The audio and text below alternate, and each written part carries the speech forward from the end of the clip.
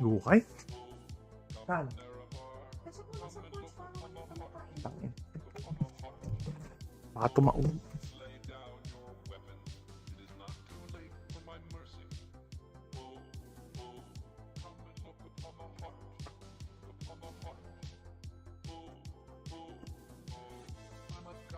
Wala naman. Takot pa rin yung lupa.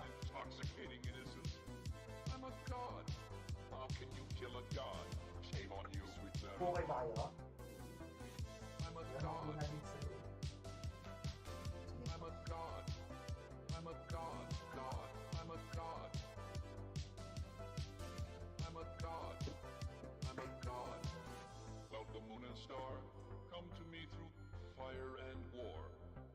There was nothing. Hindi ako natumba na. Dumaan lang ako. Yung kanina.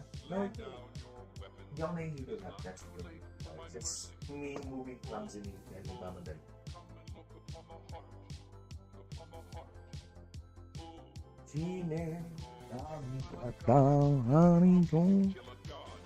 I have great news! I broke my leg again. Again? What did you do last time, Gargantuan? Does it involve rigorous activity of any sort? Either way, you take care of yourself, okay? You only have 2 legs.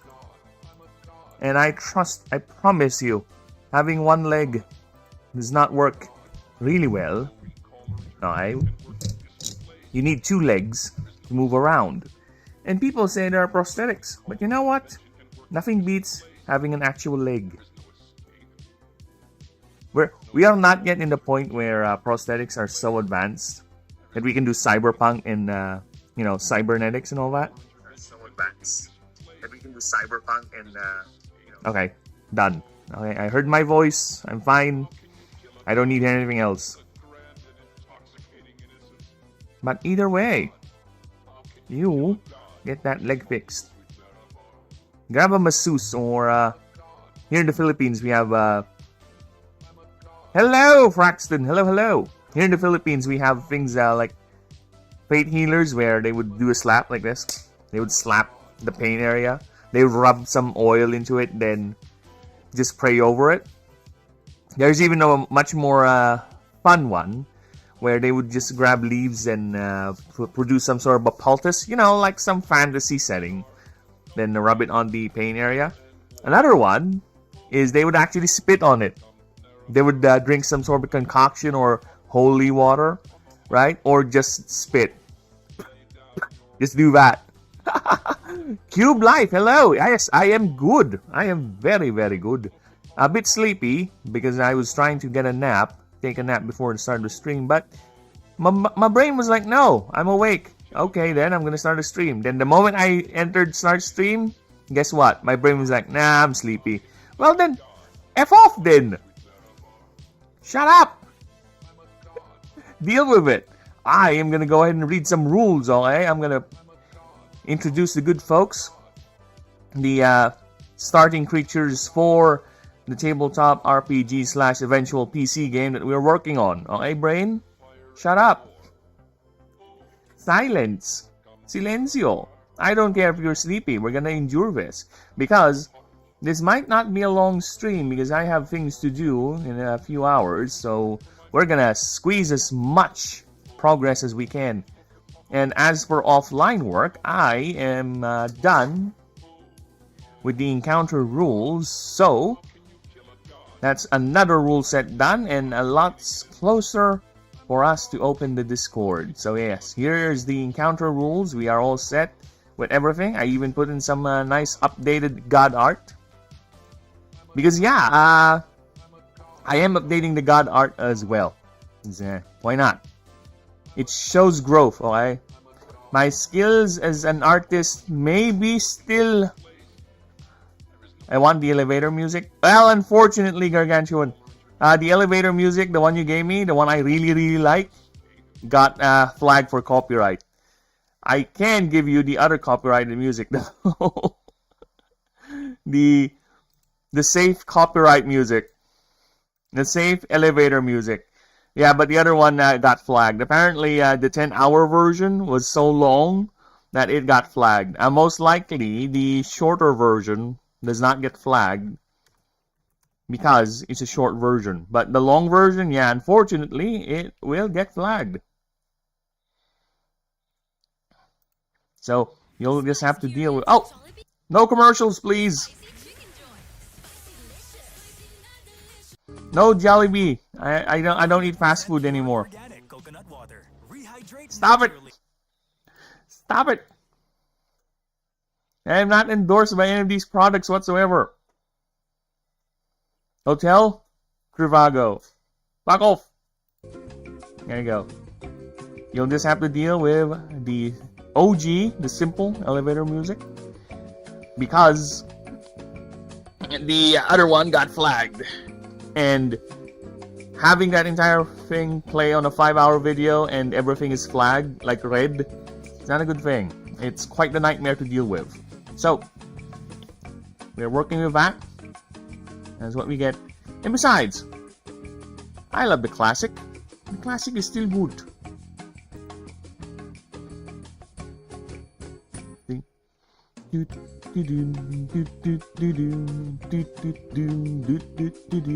See, it has a nice ring to it.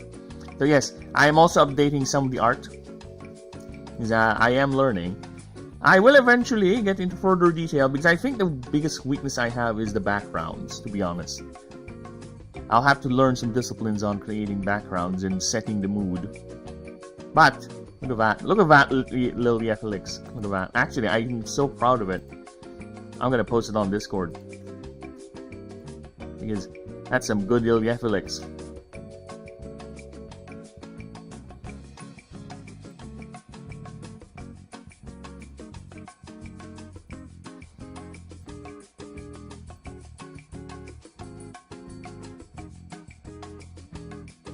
Okay, so let me just post that on my Discord because yes.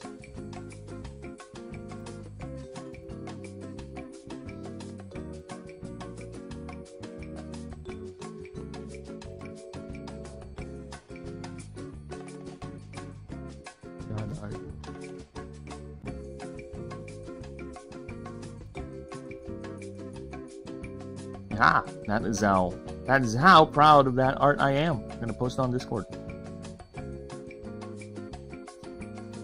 Why not, right? Looks fucking cool as fuck.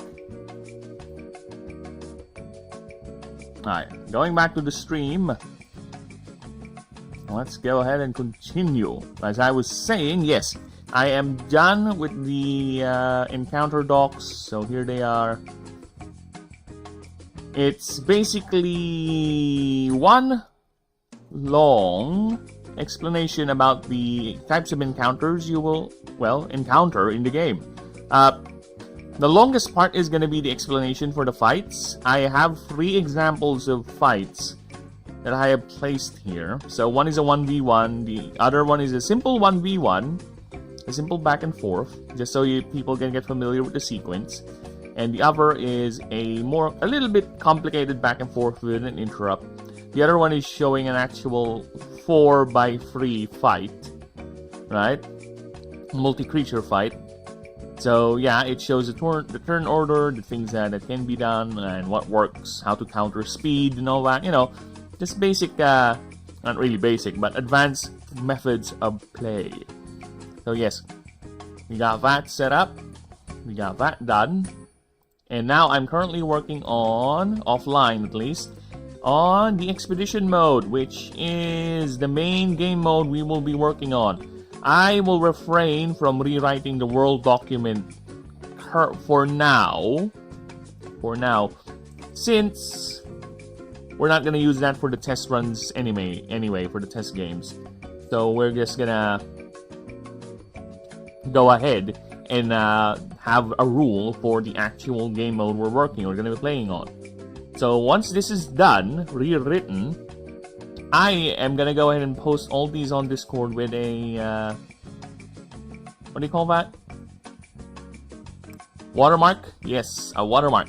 And this is going to be a PDF file. Now, I'm still thinking how can I do that consistently, since Discord, I think, has a limit. Right? Has a limit on how much you can store or how much you can upload into it. I'll see about that. I do have tools that compresses PDF files, so as long as the text is not too garbled, I am okay with that. I might just end up, if it's too much, I'm gonna split them up. That's what I'm gonna do. Like, there's a separate doc for specific things, right? What happened if the zombie tried to fight the zombie? Well, it depends on the zombie, right? Some zombies won't actually fight each other because they're too busy looking for brains to eat. Some zombies would actually fight each other because they hit that plant, that little mushroom that makes them all confused and turn... Dude, I barely had any use for that plant. Barely. That mushroom that turns zombies against one another. It's one thing, one time, one effect zombie effect. So if it somehow you mistimed it and it hit the regular zombie, it's a waste. And it's kind of hard to hit a specific zombie with that thing, especially in large, massive waves, right? By the time the Gargantuar or any solid zombie gets a chance to interact with it, that football player, that zombie most likely got gunned down to no health already by the rest of your team. So yeah. So yeah, I barely had any use for it. I had more use with the nuclear bomb mushroom. You remember that? The Doomshroom? I had more use with that than the Hypno one. And not just that, the one with that turns into a... That's only use is to blow away the balloon zombie. That one thing. I have more use with that rather than the mushroom that hypnotizes zombies. And I think I also... Another rarely played zombies, the umbrella thing. You know that? In, I think, World 4, we're on the roof. There's some zombies that rappel down. The bungee jumping zombies. There's this plant that turns into a umbrella that bounces them off. I barely use that because they have enough time to linger there, enough to be gunned down by a zombie for a plant in the back line, unless they're gonna go ahead and attack the actual back line. But other than that, not really. And by the time it happens, I can easily replace a plant. So yeah, not much. Yeah, we are doing this offline, but yeah, look at that. Ooh, we have the starter roster right here. Oh, I like the presentation now than before. Before is a bit messy, but here, look at that. Nice, neatly arranged, with a little bit of a blurb as to what to expect and what they are, right? Very nice. Very, very nice. And I think the music is a bit too loud, so I'm going to reduce it a bit. Yeah, I think it's overpowering me. PBC comes through. Yeah, I think it's always been... Is that a PBC2 plant, the Hypnos Mushroom, or has that always been a part of the game?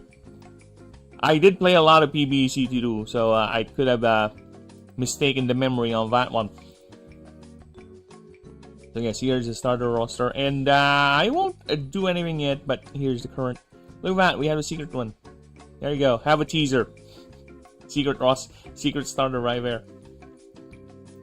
Enjoy that teaser right there. So yes, this is what I've been working on offline. But online, we are now at Stekelsor. Yeah, actually, just for 3 streams, I'm already here, yeah. Good progress, I'll take it. So I was working on him yesterday. I already got this done. Reworded these things. So we should have no problem with this anymore. Now, it's time for the hard part. This one. But I don't think I'll add much to it, to be honest, because it's already decent enough. Alright, but let's be safe. We'll have to put a blank page here. The last thing I want is to fuck things over with the formatting. So here is Decalsaur. Yes, the second form, or the second ascension form of our fighter starter. Alright. Yeah, I just can't wait to be done with all the basic rules so I can see about posting it, the Discord link.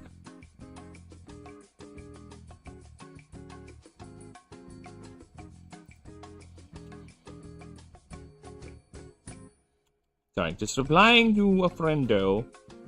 Buenos dias, amigo.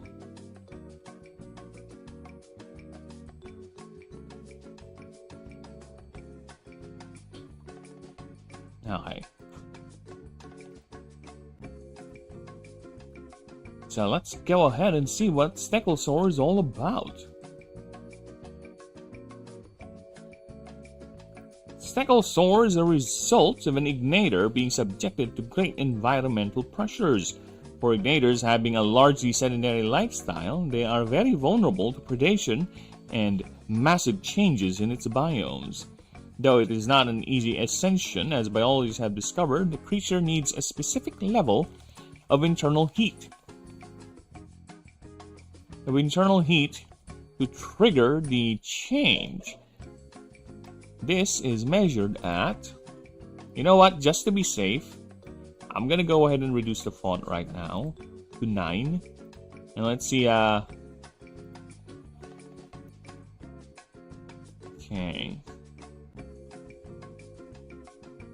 Is measured at 2,500 degrees Fahrenheit and must have a sufficient supply of either basalt or mana to convert into the material needed. Alright. I don't know the mushroom's name, but I remember the one that shoots bullets and makes zombies fight for you, and... oh! Let me just... I think I recall something like that. PBC2... plants. Hopefully someone made a wiki for it. I don't want to go to the official... Alright, let's take a look here. Walnut, ancient Egypt. Yep, boomerang. Yep. Oh, this one, I love this one. Dude, I love this one in PVC2, this bastard. This one.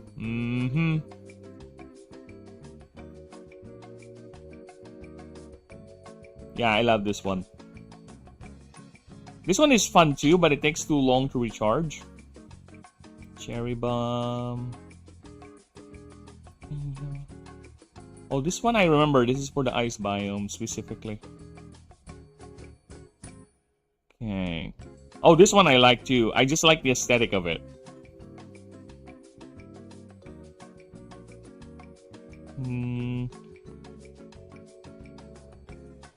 I like this one too, the laser beam. This one too looks cool. I like this one. Infininut, turnip. The laser, is this the turns sun into a bolt of color? Damn, I don't remember. Shoot an energy beam that...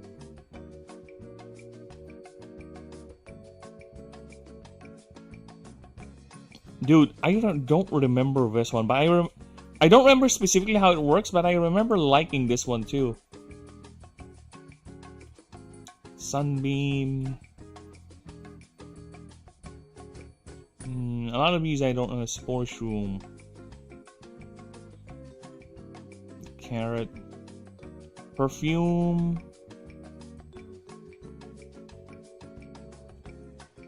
I remember these. Banana launcher, yeah, I remember that. I remember this.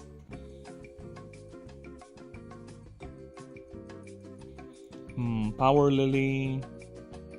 Imitator, I remember that. Hypno shroom. Yeah, I remember that. I remember this. I remember this. Ghost pepper. I remember that. Sweet potato. Yeah, I remember that. I don't remember this one. Lava guava toadstool. Produces sun. Jack-o'-lantern.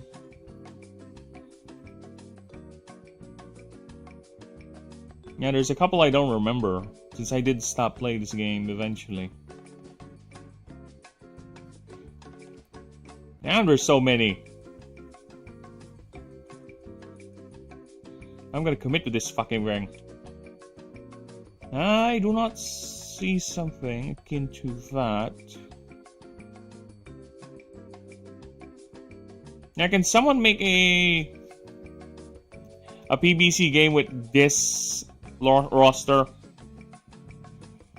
Is there a fan-made version with this roster? Because I'm okay with this roster. You scroll past them. Oh, did I? Where? What's the name? Pinning them down. Vines that simply plants. High damage. I don't see a mushroom. I'm looking for a mushroom. When zombies eat, they become imps. When imps eat pears, they are destroyed, releasing a stunning gas. Piercing, zombies throwing jabs. Spare electric tea. Stunning gas. Helpful plant zomboids. Wait, attack zombies. Is this it? Zombine pods grow from sprout to full pods, then split open to release helpful plant zomboids, which attack zombies. Is this it? Plant food immediately spawn a gargantuan zomboid. Yeah, I think this is it. Yeah, I never encountered this one. I think I stopped playing the game when this one came out. This is not familiar to me. What? This one? The zombie? Really? I don't remember this one. I really need to have a PC version of that game. I'll see if there is a PC version of that game. Yeah, because there's... You know, I would be okay if they remade Plants vs. Zombies 1, but with all that roster. All of that. Or have a game mode in PBC 1 where it's basically like New Game Plus, right? You start all over, but it's getting harder and harder. It's just that the goal is to see how far you can go with a continuous run. And your plants is everywhere, is everything, right? You think of it like a roguelike setting where you start with a basic roster, then eventually you finish a run, you eventually build up your roster, you know, stuff like that. Make a roguelike version of it. Or not like that, or just straight up. You create your roster, you survive a wave, then next wave ad infinitum until you eventually lose the run, right? See how far you're gonna go? So every a couple of milestones, you get a bonus or some sort of a perk, or maybe every finish of a wave, you get a chance to switch off some of your plants, right? Something like that. That would be fun. But no, EA had to do the annoying thing with some of these gaming companies where when they make a sequel, instead on focusing on the things that made the game good, they would try to, what can we do different this time? I hate that corpo speak. I really do. Because what can we do this time? I think the game is fine enough as it is. I think we just need to refine the game rather than to force new gimmicks into it. That's the problem with Pokemon. One of the problems, actually, is they keep forcing new gimmicks with every fucking generation, right? They already had a couple of good ones. As much as I don't like some of the new Mega Evolutions, I am a fan of the Mega Evolution. It's an interesting take, right? I just wish it doesn't consume an item slot for the Pokemon, right? And they had to replace it with some stupid gimmick next generation, whatever. Can we just refine what we got, please? What we get, instead of just adding more shit into it and just forgetting about the rest and forgetting about that new thing you're gonna pile into the next time you go back to this set, or the next time you move to a new generation or new setting. I also like the new terrestrialization thing they introduced into the game. with Gen 9. It's a neat idea because it gives fights more flavor. I mean, not flavor, a sort of unpredictability to it rather than fixed matchup with the typings. You can get to mix it up, right? You can turn your fire type into a water type, your water type into a something, right? A good counterplay or counterplay you can think of is your fire type when someone brings out a ground type to counter your fire type, you terrestrialize it into a water type, and there you go. The tables have been turned. Instead of a weakness hit, you'll get resistance hits. There's so many ways that that gimmick has expanded the game. I just don't like the look of it. Alright, just to give you an idea, for those who don't play Pokemon, okay? Gen 9 gimmick. Gen 9 gimmick. So it's a neat idea. It changes the type of the Pokemon. It's just, it looks dumb. Right? It looks fucking dumb. Look at that. So, this is a Mimikyu that has been terrestrialized, whatever, to become a lightning type. So, how would we know if it's a lightning type? There's a giant fucking light bulb as its hat. How do we turn it into a darkness type? There's a giant fucking weird face in it. How do we turn it into a flying type? There's a stupid balloon. I don't know. Some of the choices with Pokemon aesthetics are just fucking me. What are they thinking when they made this? Right? It looks fucking dumb. You know what, Steel? I wish I can see a picture of Steel here. Steel literally has an axe on the head. Yeah, there's literally an axe embedded in your Pokemon's head. It looks so fucking dumb. There is no way on Earth you can make this aesthetic look cool. Alright? Looks fucking dumb. I like the gimmick, but it looks fucking dumb. They could just make this simple. Easy to read. Not this... whatever this is. I told you. There's... at this point, I think Nintendo or Pokemon companies just doing what they feel like. I don't care if it looks dumb. I kind of want to do that. I don't know. Fuck you. Right? I think they are beyond on making it look nice. Or at least sensible. They're at the stage where, people are gonna buy it anyway. Let's just do what we want. Which is okay, sure. It's your IP. But god damn, does it look dumb. Right? Here's a steel type terrestrialization. If I recall correctly, that's steel type. It looks stupid as fuck, man. Maybe it's because I'm old.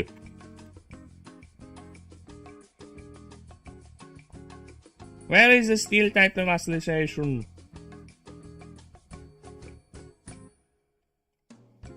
I don't even know. Is that the terrestrialization, whatever? Yeah, whatever. Let's just... there you go. A giant axe. So your Pokemon has a giant axe in its head to signify that it's a steel type when you terrestrialize it into a steel type.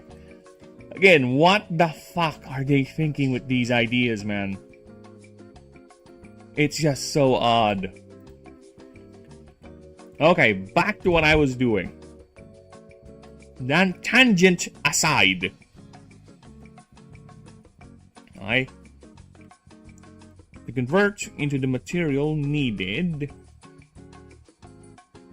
into the basal. Material needed for the ascension. There you go. If it's successful... If successful, I don't need to... If successful, it becomes a more mobile, active, and armored Stegosaur. They are no longer solely reliant on absorbing ambient mana and heat for sustenance.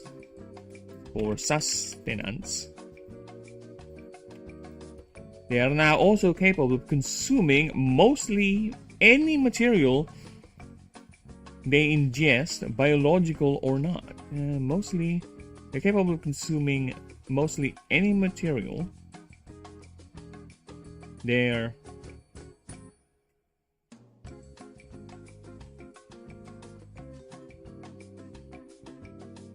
they can ingest through this locating jaw,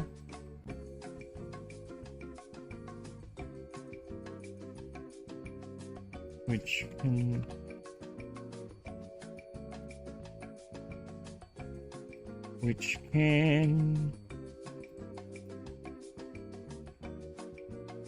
speaking of Plants vs Zombies, you know what? Here, Gargantuar, I'm gonna give you a treat. I'm gonna give you a treat. Alright? I can't play it because it's gonna get copyrighted, but I'm gonna sing it. Okay, Is it? I think it is copyrighted. Let me double check. Zombies on your lawn. Copyright. It is copyrighted. The song is written and composed by yep, it is copyright. And by the worst company in existence to have it copyrighted. Fucking EA. Nope, you're not gonna risk it.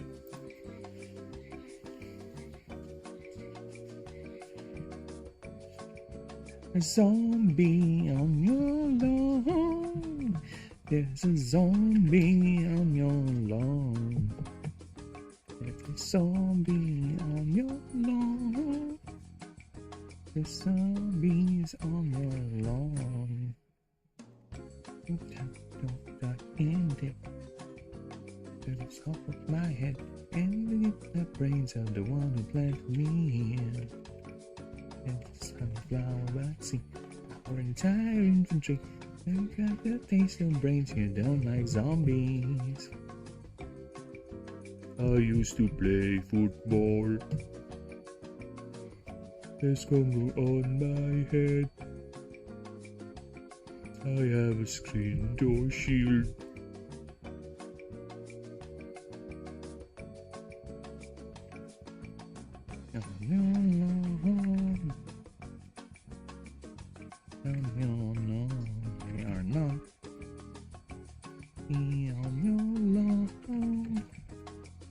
Zombies on your lawn. We have to evaluate food on your plate.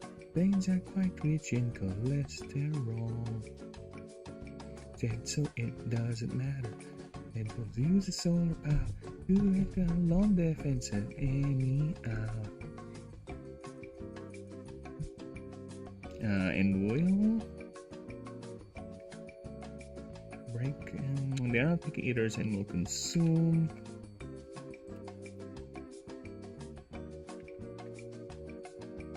anything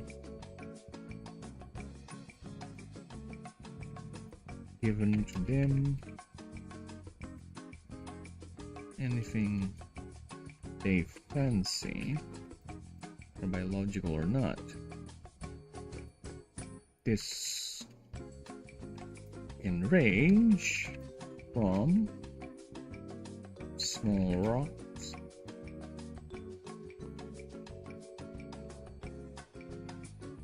sand, or even plant material, or even smaller animals or creatures. Smaller animals and creatures as predation.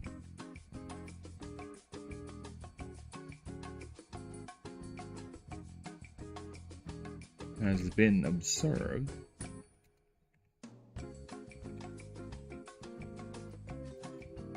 but is never fully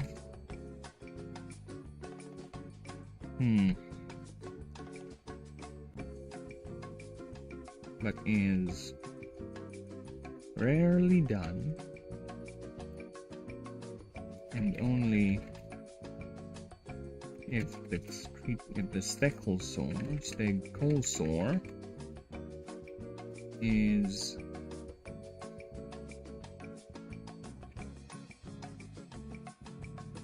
not. Oh, and for the stegosaur prefers not to get into fights as much as other creatures.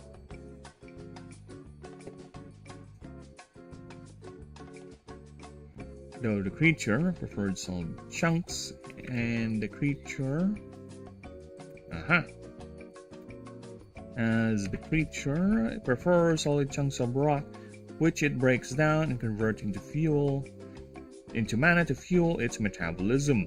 They form or use a basalt chunks of rock, which there is a small fucking cockroach in my table.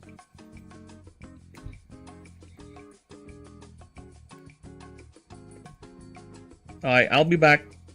I need to wash my hands because I had to physically crush a small cockroach. Disgusting, I know, but it's what you get for living in the provinces.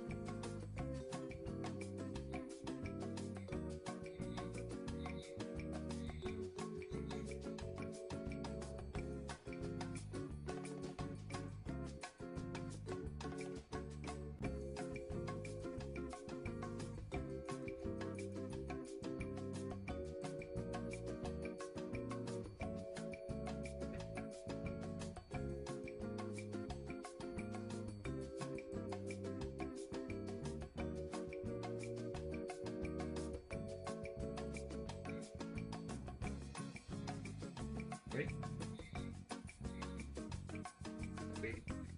I need to check.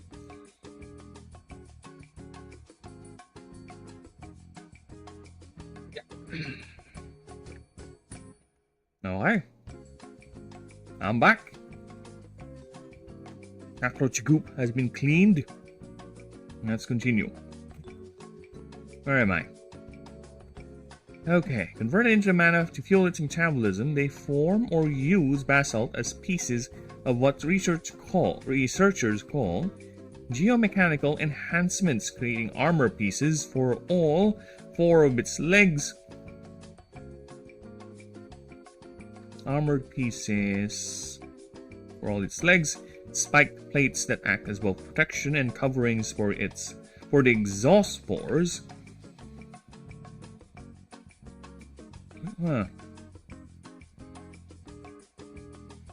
Also, a tail attachment that acts as an additional exhaust for excess heat, and a defensive... a spiked tail attachment. A 2-spiked tail attachment that acts like an exhaust for excess heat, and a defensive measure to protect its rear. While males typically have larger and longer attachments, tail attachments, and even use to hit other males during breeding seasons in displays as they fight for breeding rights.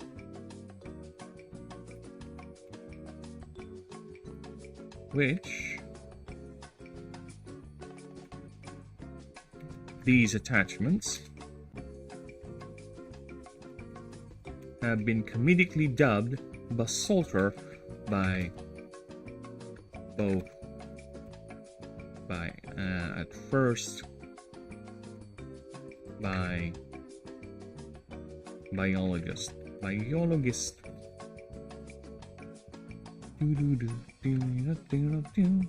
Yes, it's like the Tagomizer, but basalt themed. So yeah, why not, right? Why the hell not? It works. Revolving.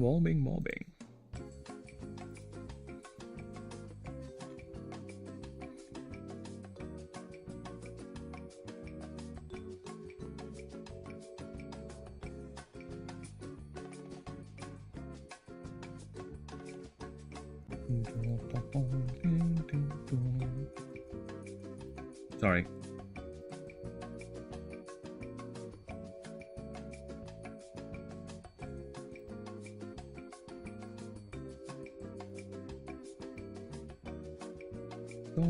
Soviets.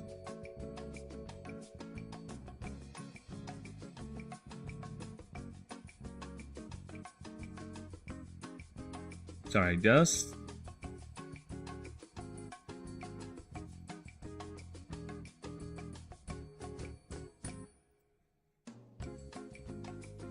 alright. Where is my... Oh, there you go. Even in this form, the creature has not lost its deep connection to dwarven kind. In fact,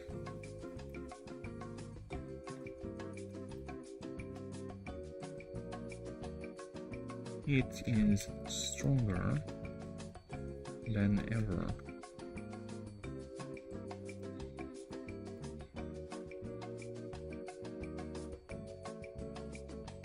God damn it. Give me a moment. Fire is out of control. This city, this city. Fire is out of control. This city, this city. Control. This fire is out of control. It's out of control.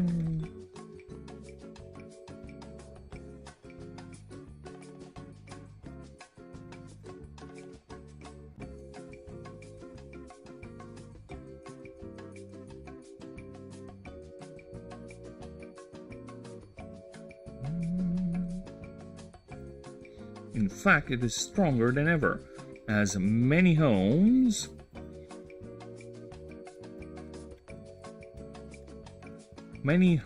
is stronger than ever, as many homes keep at least one stegosaur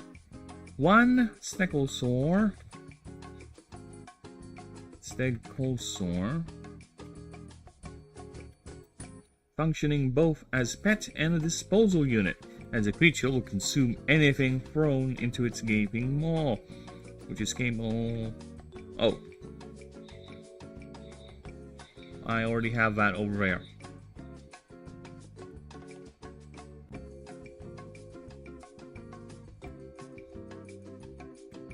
Its gaping maw, while doubling as a lovable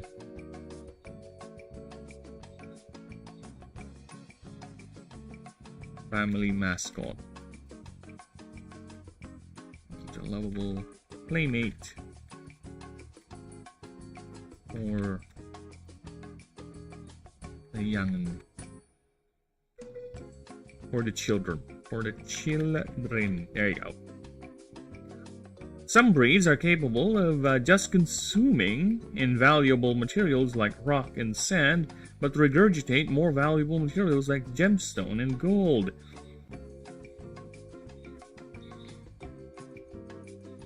These breeds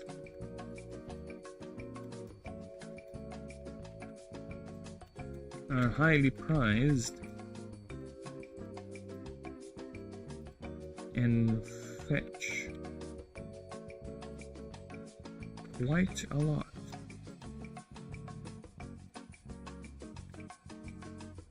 For many families, for many clans rather, are known to develop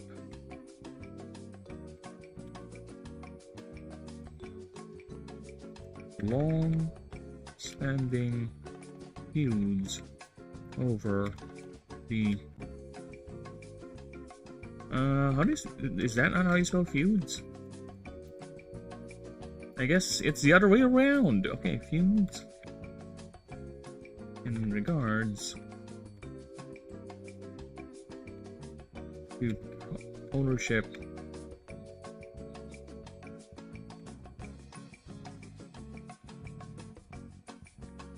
of a specific individual. Individual. There you go. They are also capable of. They're also capable of for holding and emitting. What the fuck? For holding, emitting, and regulating greater temperatures. Cause we are the champions of the world.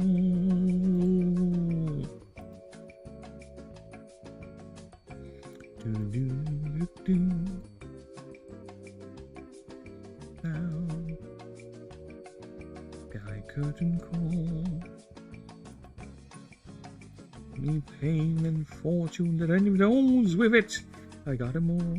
Which is why some are used as personal forges or more industrial settings, or for more industrial settings as herds, with herds of us.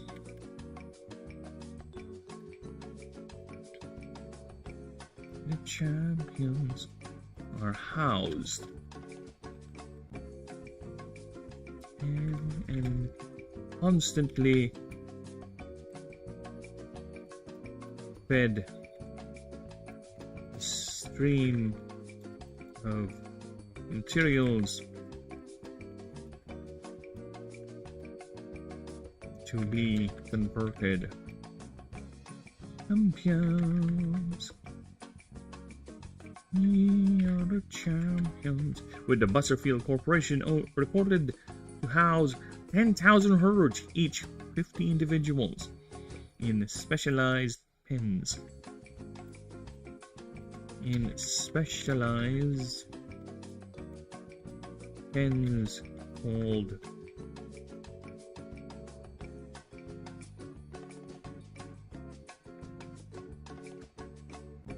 alright, give me some Nordic words. A Nordic word for stone house. Oh my god, really? I don't remember the last time I heard this fucking song. I'm not gonna play it because it's copyrighted, but it's an opening song from an anime I used to watch.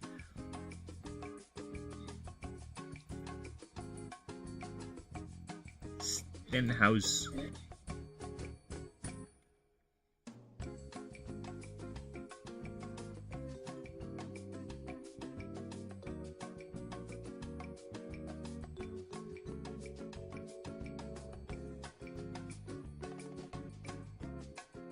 Yeah, there you go.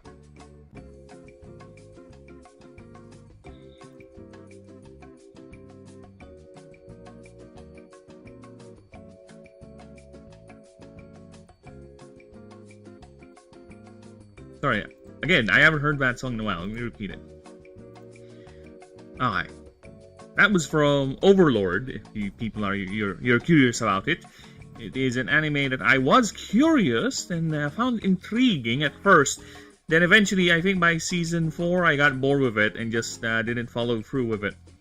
So I have not watched the latest season and even the movie that came out, the OVA. But I don't think it's bad or anything. It's just your typical isekai. but with a nice little interesting twist. But much like with other long-running anime, they tend to run on the concept to the point that it's, I don't know, something about it became stale. And I'm not in the mood to further dissect that, because I'm busy reading.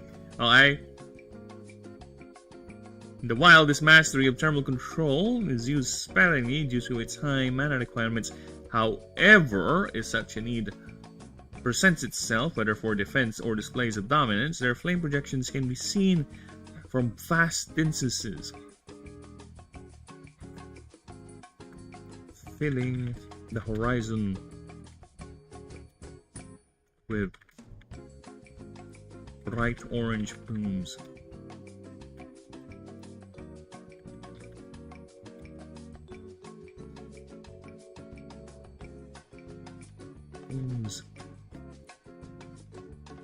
And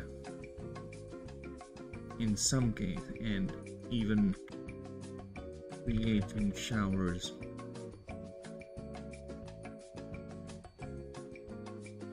of pure basalt.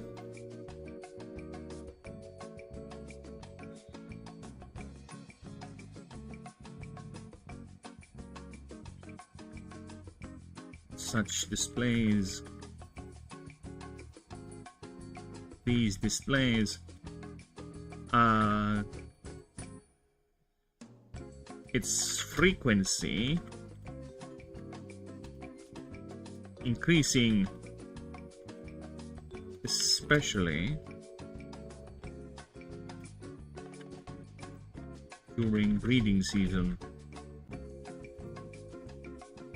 where males are busy clashing with each other.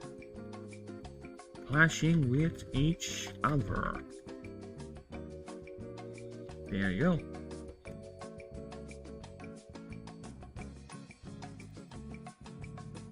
During this time, travelers consider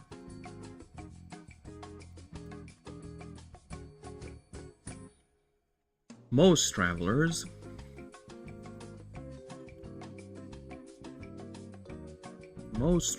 consider this as a sign not to venture anywhere close, for these clashes are not to be taken lightly and can extend for great periods at a time, where the longest recorded one was between two males in the Aranak Dunes. Clashing, Aranak Dunes, whose clash lasted for 2 or rather 5 hours, with both males eventually ended up exhausted and just clubbed themselves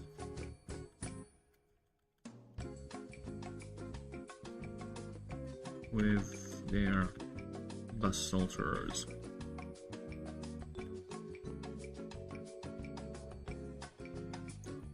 Let them know things to have.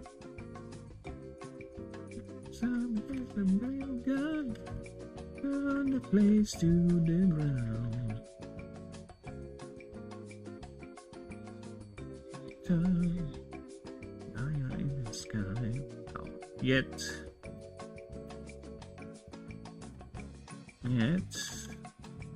there are enterprising folks. Enterprising folks. But we want to try their luck and maybe find a rare mineral. These creatures leave as waste. And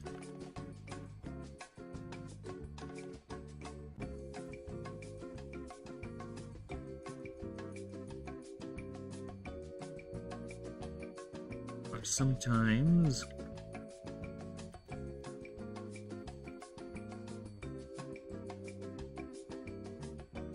lodge in the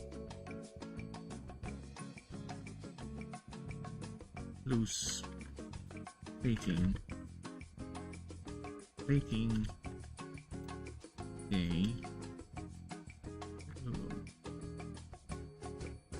and are sometimes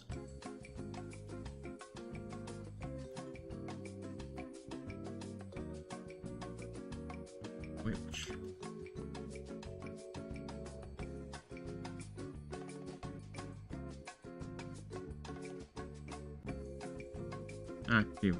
actively following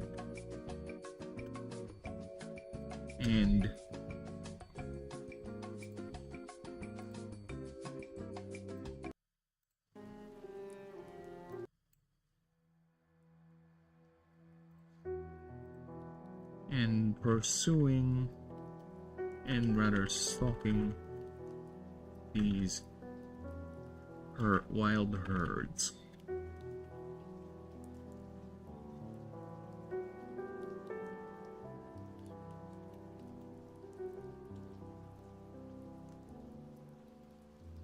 Which can be perilous. Which can be both perilous and extremely rewarding. Especially during breeding season.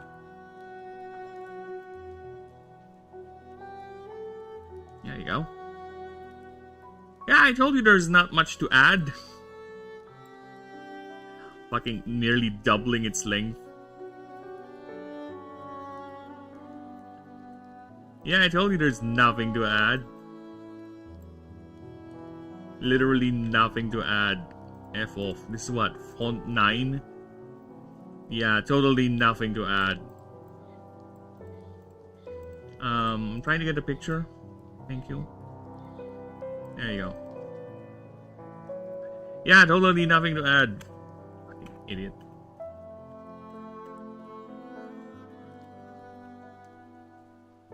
Nothing to add, my ass. Alright, let's go ahead and reread the thing just to make sure. It is totally good. Alright. A stegosaur is a result of an ignitor being subjected to great environmental pressures. For ignitors having a largely sedentary lifestyle are known to be very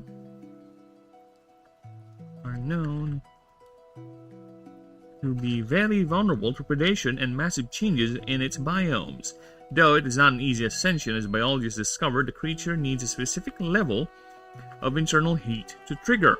The change is measured at least to trigger the change, which is measured at least 2,500 degrees Fahrenheit and must have a sufficient supply of either basalt or mana to convert into the material needed for ascension. If successful, the more mobile, active, and armored stegosaur are no longer solely reliant on absorbing ambient mana and heat energy for sustenance, as they are now also capable of consuming mostly any material they ingest through their dislocating jaw, which can triple its maw's size. They are not picky eaters and will consume anything they fancy, whether biological or not. This can range from small rocks, sand, plant material, or even smaller animals and creatures, as predation has been observed but is rarely done. For stegosaur prefer not to get into fights as much as any other creature.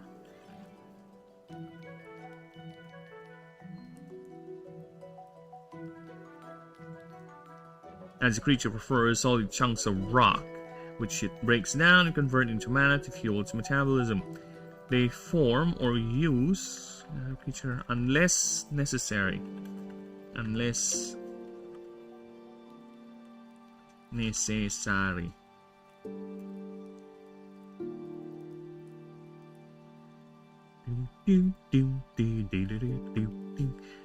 They form or use basalt as pieces of what researchers call geomechanical enhancements, creating armor pieces for all four of its legs, spike plates that act as both protection and covering for the exhaust pores, also a twin spike tail attachment which acts like an additional exhaust for excess heat, and a defensive measure to protect its rear.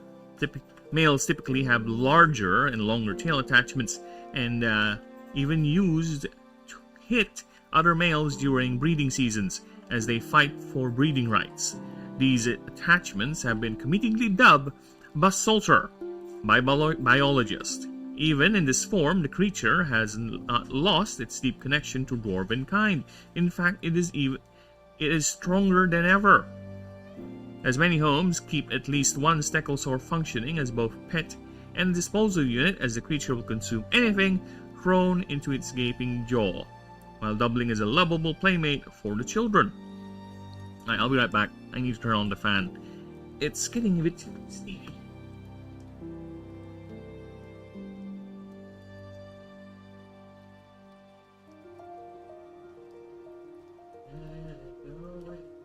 Somebody help me, can. You don't make me underway. Some breeds are even capable of just consuming invaluable materials like rock and sand. What did I say? Some breeds are even capable of just consuming invaluable materials, rock and sand, but regurgitate more valuable materials like minerals and valuable minerals like gemstones and gold. These breeds are highly prized and fetch quite a lot, for clans are known to develop long-standing feuds in regards to ownership of a specific individual. They are also capable of forming, emitting, and regulating greater temperatures, which is why some are used as personal forges or for more industrial settings with herds that are housed and constantly fed a stream of materials to be converted, with Busterfield Corporation recorded to house 10,000 herds, each with 50 individuals in specialized large open pens.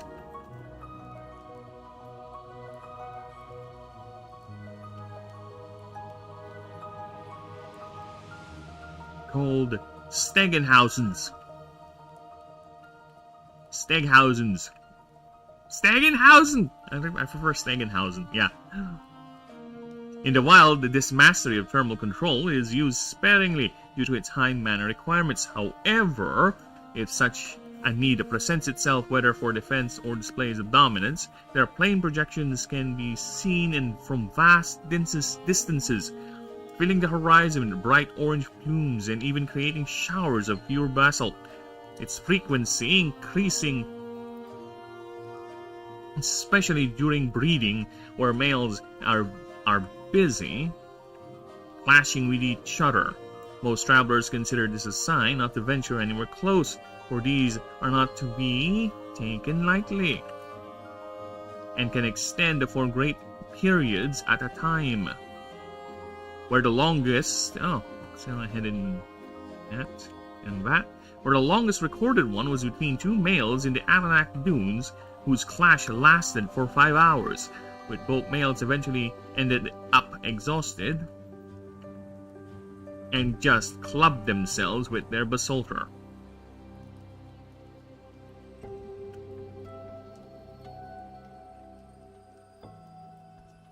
They'll both collapse, panting.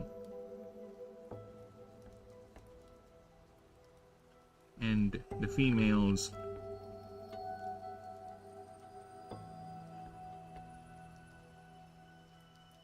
already have moved on. Yet there are enterprising folks who try their luck in maybe finding a rare mineral in these creatures leave this way. So maybe there are enterprising folks who want to try their luck in maybe finding a rare mineral. These creatures can sometimes leave as waste, actively following and stalking wild herds, which can be both perilous and extremely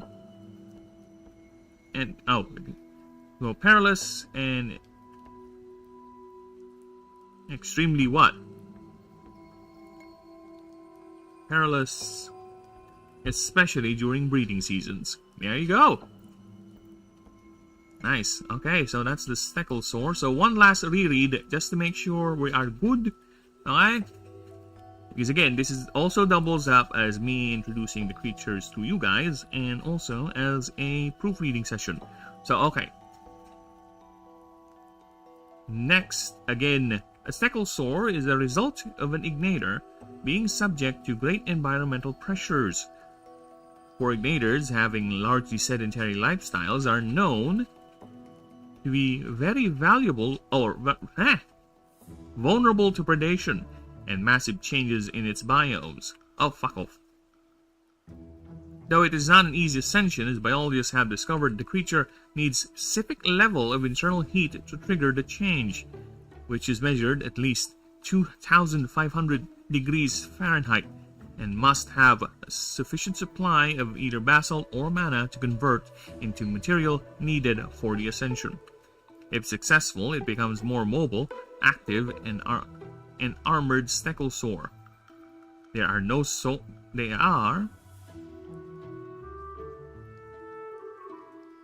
Oh, the fuck. Okay, I am back. Hello! You missed me singing the, this song. The Zombies on Your Lawn song. You missed it. I cannot go back, or the playlist has already moved on. But yes, I sung that. I can't play it because it's copyrighted, and EA is notoriously horrible at that. I'm not gonna risk it. But yes, I did. You could just maybe move back maybe 30 minutes. You might catch me. Because yeah, my playlist does have the personal playlist that you guys can't hear because this is copyrighted. A lot of these are. So it's over here. Look at that. Plant vs. Zombies music video.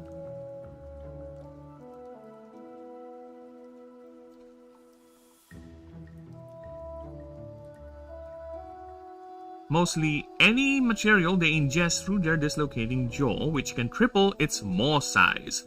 They are not picky eaters and will consume anything they fancy, whether biological or not. This can range from small rocks, sand, plant material, or even smaller animals and creatures, as predation has been observed but is rarely done. For Stegosaur prefers not to get into fights as much as other creatures, unless necessary, as the creature prefers solid chunks of rock, which it breaks down and convert into mana to fuel its metabolism. They form or use basalt as pieces of what researchers call geomechanical enhancements, creating armor pieces for all four of its legs, spike plates that act as both protection and coverings for the exhaust pores. Dude, if I have a camera right now, you would see me move around my hands and even do a little bit of emotes, because that's how I usually do these expressive readings. right? I'm an orator, okay? It's part of my apparent skill set. I'm just not that good anymore because I have barely enough practice for it. But, you know, I would consider this also training for eventually when I make the lore videos on these, right? I can imagine myself doing a lot of reshoots and retakes for that. We'll see. But for now, let us continue. That's why I'm both dreading it and also looking forward to it. Which is very, very close now. Because once I'm done rewriting the rules, I'm going to go ahead and do the creatures, the background creatures, for both online and offline whenever I have time, right? Because I'm already done with the rules, so at least we can focus on the creatures, getting that boom, boom, boom, boom, boom done. Then, of course, I'll go ahead and set up the game so we can go ahead and test it out. Hopefully, you guys are going to be there helping me out. Which breaks down and converts into mana to fuel its metabolism. They form or use basalt as pieces. Oh, I already read that. Also, 2 spiked tail attachments that acts like an additional exhaust for excess heat and a defensive measure to protect its rear. Males are typically... Oh, see, this is my problem sometimes when I read, especially when I'm in, you know, brushing it. I tend to add words. Right? I think I am just leaving alone the story and go for... Why not? Dude, again, it's up to you. When I DM the games, eventually, right? I'm gonna be the type of DM, which a lot of DMs are. But I'm gonna be the type of DM, I'm just gonna watch you. Really. I'm just gonna watch you do your thing. Alright? Here's a playground, here's what you need to do, or here are the things you can do. Go ahead and do them. I'm gonna see you fumble around the world, see what you're gonna do. I'm gonna have fun seeing how you interact or how you react to the bullshit and all the scenarios and NPC enemies I can come up with. And see what you're gonna do. That's the type of DM I am, man. You know what? I'm not the type of DM who's play my special mission. Go ahead. No, I'm just... Alright. Good for you. That's how type of DM I am. But the type of DM I am is also the type of DM who would actually have fun creating a challenging, rather, scenario for players to eventually overcome. Right?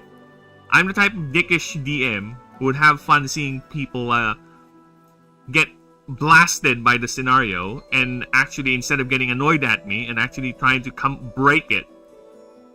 So yeah, I am curious about that. And I haven't DM'd a game in a long time.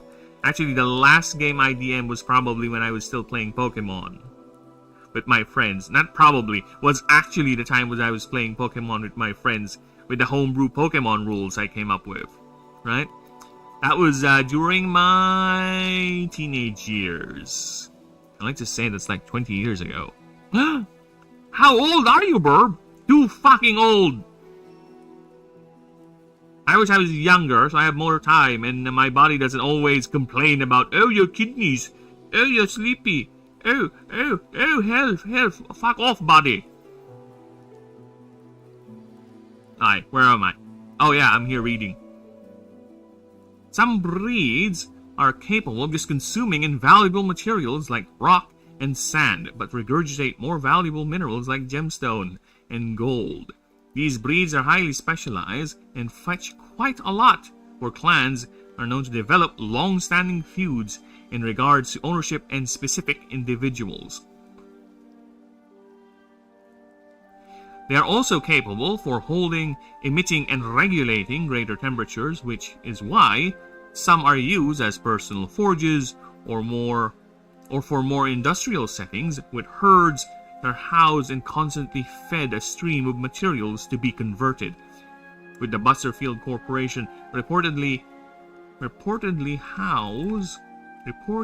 Oh yeah, that is correct. My stupid reading is fucking me up. With the Butterfield Corporation reported to house 10,000 herds, each with 50 individuals in specialized large pens called Stegenhausens. Yeah, boy! The Stegenhausen! Sorry, I had to do it. I had to do it. Tell us a really spooky story that you have. Well, we'll get with that. There are a couple of creature entries that, especially the Nyx. Once we get to the Nyx entries, they are around that, right? Where's Merkid? Yeah, Merkid is this little boy right here. This little ball of darkness here. This shadow pig. There's a reason why I drew him like that. Because it is quite a horror show. And also Ball Hobbler. This one here. Tends to be quite on the horror aspect of their typing and the way they hunt. Guys, I'm really scared. I haven't said anything yet! Or are you being sarcastic? Because if you are, I would say here's a cliff. Happily jump on it. Jump off it, rather. In Minecraft. That's how you get away now by saying people to off themselves, you know? Do it in Minecraft, you bastard. Ay, here we go again. Spooky. In the wild, this mastery of thermal control... where am I? Is used sparingly due to its high mana requirements. However, if such a need presents itself, whether for defense or displays of dominance, their flame projections can be seen from vast distances, filling the horizon with bright orange plumes and even creating showers of pure basalt. Its frequency increasing especially during breeding season. It's Constantinople now. At the time gone at Constantinople, which is light on a moonlit night. Every gal in Constantinople now lives Istanbul, not Constantinople. Pick a date in Constantinople, she'll be waiting in Istanbul. Even old New York was once New Amsterdam. Why they changed it, I can't say. They just like it better that way. Take me back to Constantinople. No, you can't go back to Constantinople. Istanbul, not Constantinople. Why did Istanbul get the works? Woo! That's nobody's business but the Turks. Where males are busy clashing with each other, most travelers consider this a sign not to venture anywhere close, for these are not to be taken lightly, and can extend for great periods at a time. Where the longest recorded one was between two males in the Aranak Dunes, whose clash lasted for 5 hours, with both males eventually ended up exhausted and just clubbed themselves with their basalter, till both collapsed panting and the females have already moved on. Yet, there are enterprising folks who want to try their luck in maybe finding a rare mineral in these creatures sometimes leaves as waste, actively following and stalking wild herds, which can be both perilous, especially during times breeding seasons. Can't go back to Constantinople, Istanbul, not Constantinople. Constantinople get the works, woo! Nobody's business but the Turks. You're getting... Is my singing really that bad and is that why you're spookinizing? Spoopies! Woo! Spoopies! Woo! Alright, next up.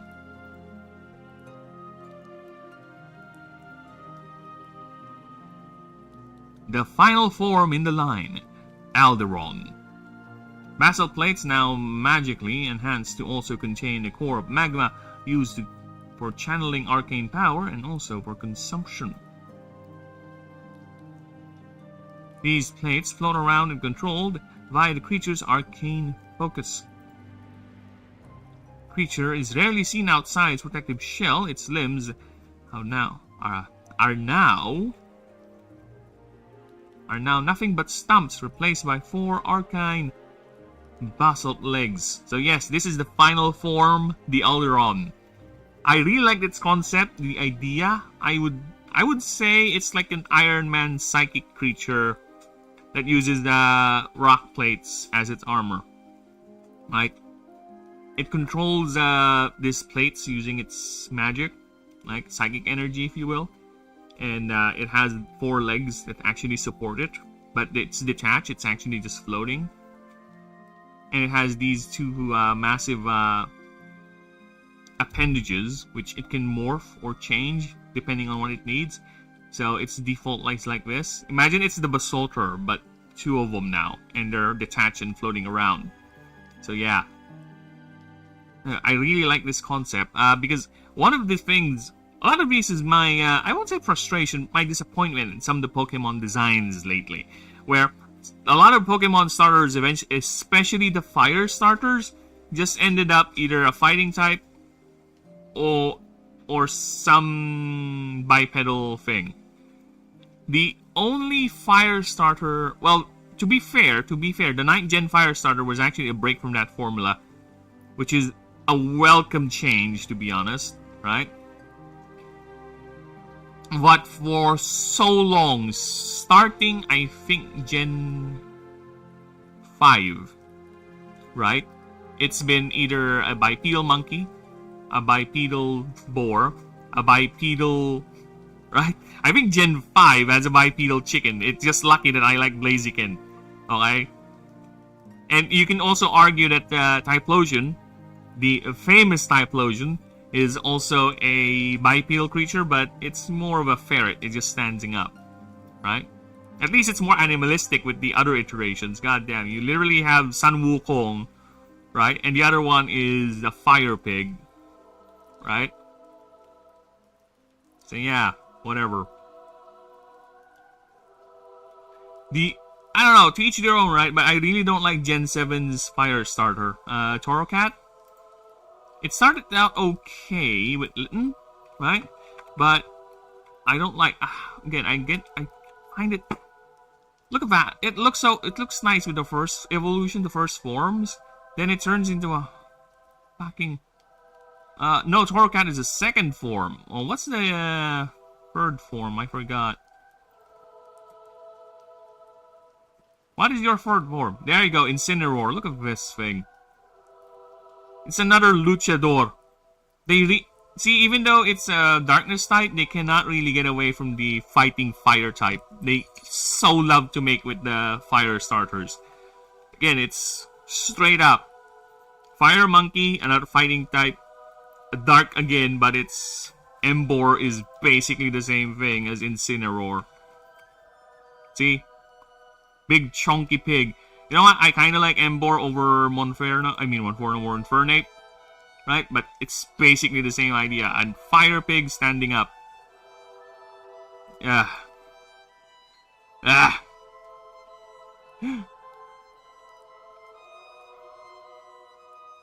It's always like that with their fire evolutions. At least with the waters, there's a little bit of variation with Primarina, with Samurott, right? With I'm blanking out with the name. Not Quaquaval. No, not Quaquaval. Empoleon. Yeah, there you go. I like Empoleon a lot. Alright. The grass types too. We have Serperior, which is basically a snake. We have a turtle with a bonsai on it, you know. And then eventually they ended up... No, actually no, even that. They have Chestnut, which is basically just a knight. The weasel thing standing up. Right? But Gen 7, they broke with that with a literal owl that shoots arrows, which is okay. It's a fire type, always gets shafted and always gets turned into a fighting luchador whatever type. Is there anything else you can come up with fire? Come on. Again, the Gen 9 broke that, finally. But I still prefer the water type starter for Gen 9. Alright. Now let's go to Alderon's passives. What does it do? So first, it has a passive called the Aetheric Forge. Oh! It is a move. Oh, don't worry about Caster Labs. That is actually a bot. Gargantua. That is a bot. Caster Labs is a bot. It's my bot. It just spams messages every. I think I set it to spam messages every 3,000 message. Yeah, I can give it a message if you want. So it has several messages it spams randomly here. So it's about due in the next 3,000 seconds. Where are you from? You know? Oh, well, I can add a message if you want. Give me a good reason to add it.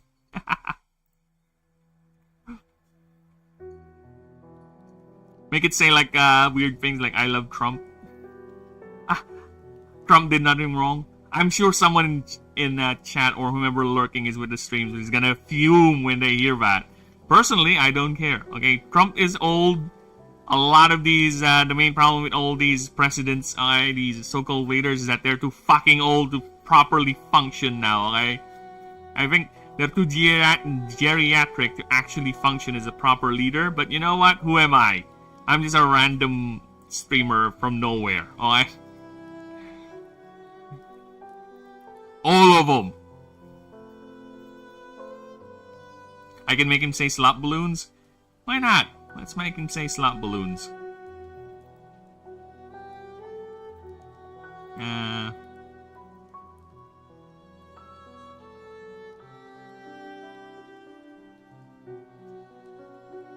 It's gonna be random though. It's gonna be random, right? So I can put one here, slot balloons, but if it shows up, it shows up. Alright? There you go. There you go. Have fun. If it rolls, it rolls. If it doesn't, it doesn't. So you have to wait. Oh, it refreshes the timer too. So 3,000 seconds. This is gonna be fun. The anticipation will kill you, Gargantuan. The anticipation indeed will kill you.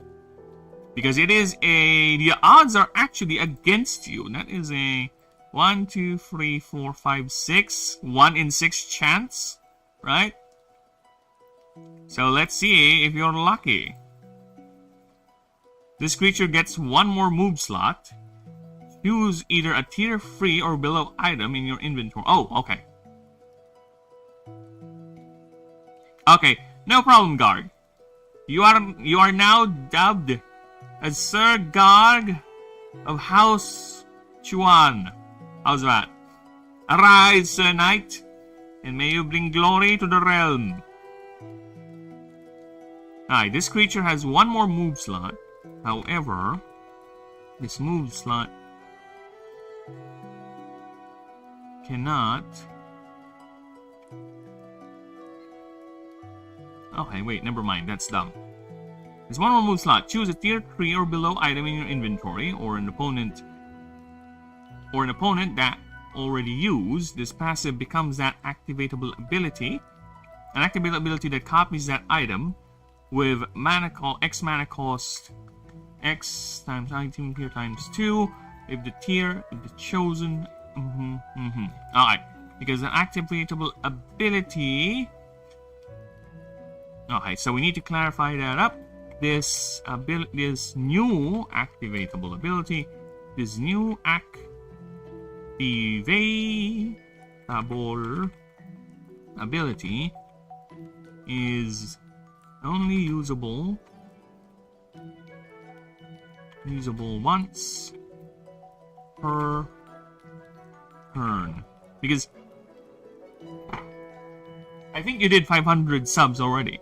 Well, I have not noticed if it actually does the same thing every now and then, or is it really a random roll, right?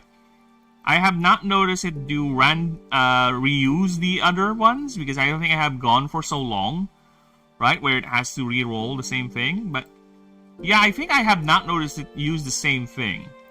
So how many times feasibly does 3,000 seconds will appear in a 300 hour stream. Oh, 300 minute stream.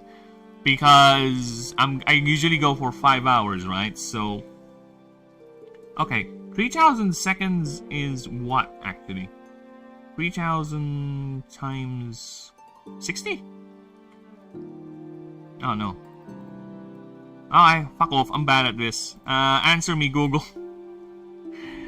How many minutes, fuck off, is 3,000 seconds? 50 minutes. So, it's roughly an hour. So, I guess one message for roughly an hour. So, yeah, I have not seen it use the same message twice every time. So, yeah, probably it is going order, right?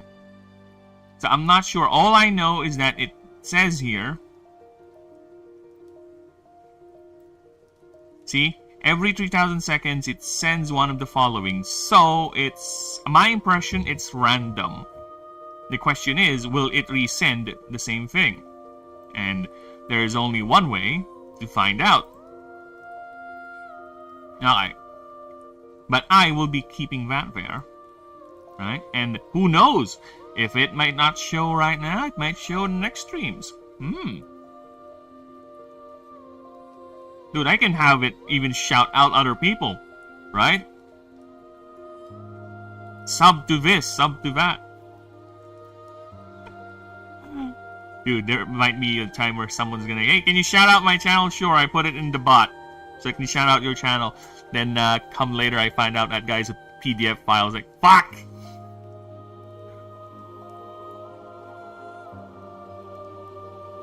Activating is only usable once per round, once per turn. At the start of combat, this creature gains +5 plus X temp HP based on its current level multiplied by 5.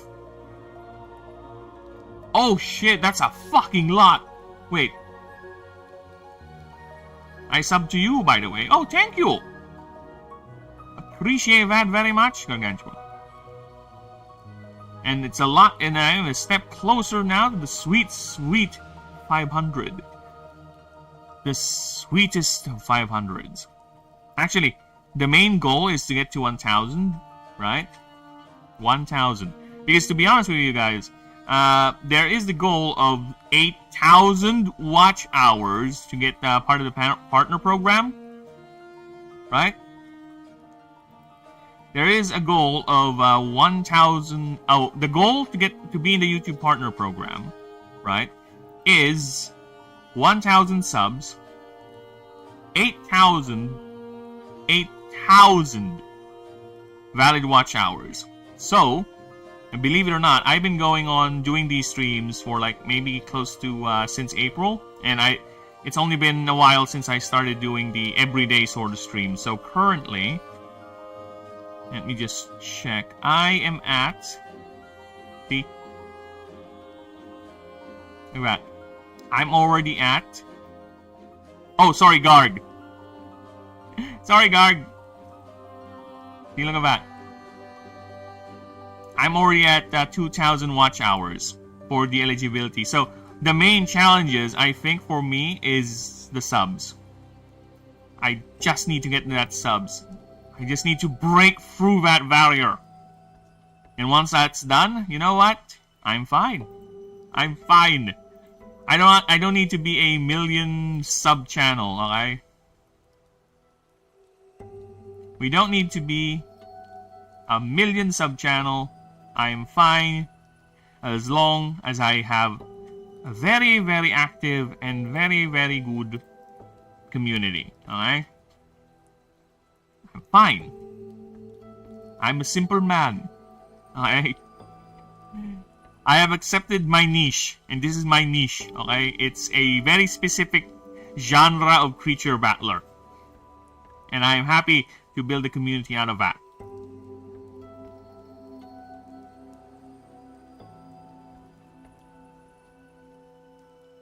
I still need to get used to calling you Garg, okay? Give me a bit. Give me a bit. I might slip every now and then, for I am an old being. Considered old at this rate. We now live in a world where my age is considered old. For me at least. Because I do feel old sometimes. I tend to forget things. My body loves to complain about health. Alright. Now where were we? I think this... Is it Garg or Grag?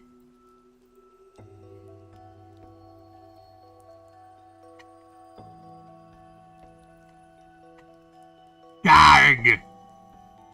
Garg. Garg. Garg. Garg. Garg. Oh, reminds me of that one scene from SpongeBob. Dude, I used to watch a lot of SpongeBob. I used to be like this whenever me and anyone in my family would speak. I would be like, oh, it's like that one scene from SpongeBob. It reminds me of this. When I did the Garg. Garg. Garg. Garg. Reminds me of this one, this scene. They finally have found a place where I can be all alone. Hello. Hello. Hello. Hello. Hello. Hello.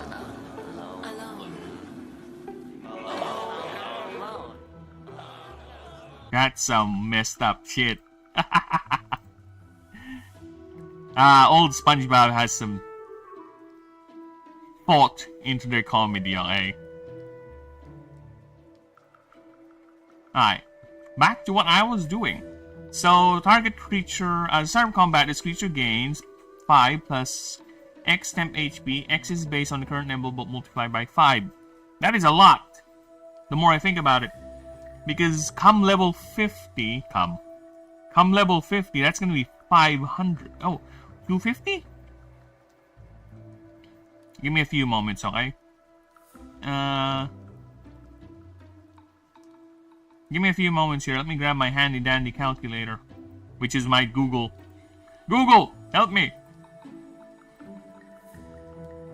Can you show I need me and then like 250. Yeah, it is 250. It's a mood tonight. Alright. HP. This creature can use its temp HP to add more damage to its fire and ether type moves by the same amount of temp HP paid. Should I put a cap? I think not, because you're already selling your... You know what? Let's put a cap to it. Max.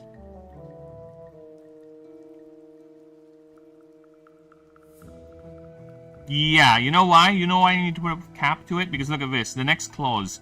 This creature gains temp HP based on 20% of the damage dealt. So, if you completely boost... just to put some numbers into our heads here, okay? So, example, you used a unupgraded flare. An unupgraded flare move, okay? Let's get our calculator. So, calculator. So, you use level 1... Flare 40 damage, okay? Oh, let's just say level 50. Level 50, unupgraded flare. By level 50, you have 18 power, so that's plus 18. Okay, 58. Then, you use this ability to take all your temporary HP at level 50, which is 250. Add it to this damage, and you get a whopping 308 damage. Right off the bat. Unupgraded, unmodified. I'm sure it is a one hit, and at this level, it's gonna take, what, 80% of a target's HP? I like that, but it's still a massive hit. If this were a double weakness, so that's 70%. What is 70% of 300? Yeah, it still hits a lot. But I think it's fine, the more I think about it, because you're gonna lose your armor, you're gonna lose your temp HP, and...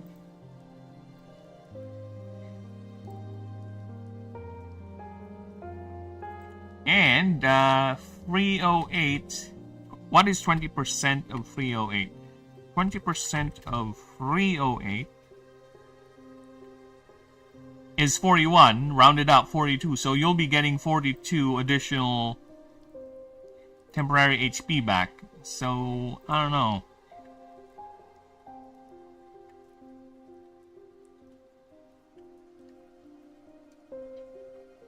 I'm still gonna hold off on putting in a cap. I think we're fine. Also, I have events on my channel. Small channel that nobody cares. Well, I know the feeling, man. I gotta say it. I know the feeling. You know what? Let's see if I can...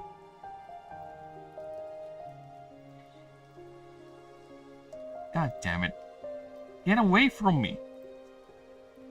Alright, let's see. I can help you out here. I do have a very, very small channel. Maybe I can help you out.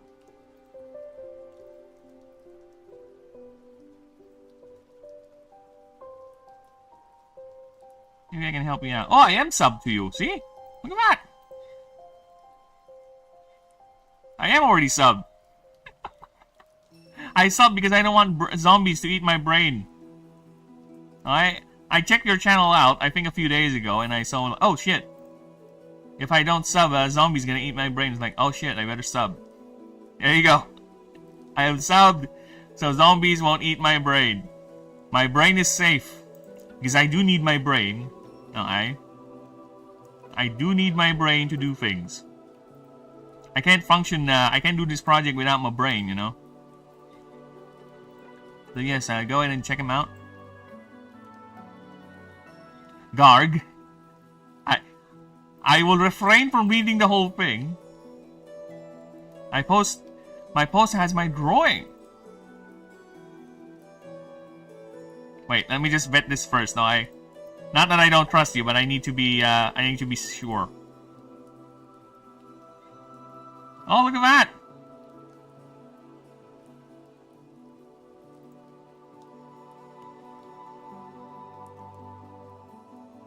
Here is Garg's drawing over here. Look at that. Dude, actually, this is a cute one. Can you come and give him food? Food. There you go. I have given him food. There you go.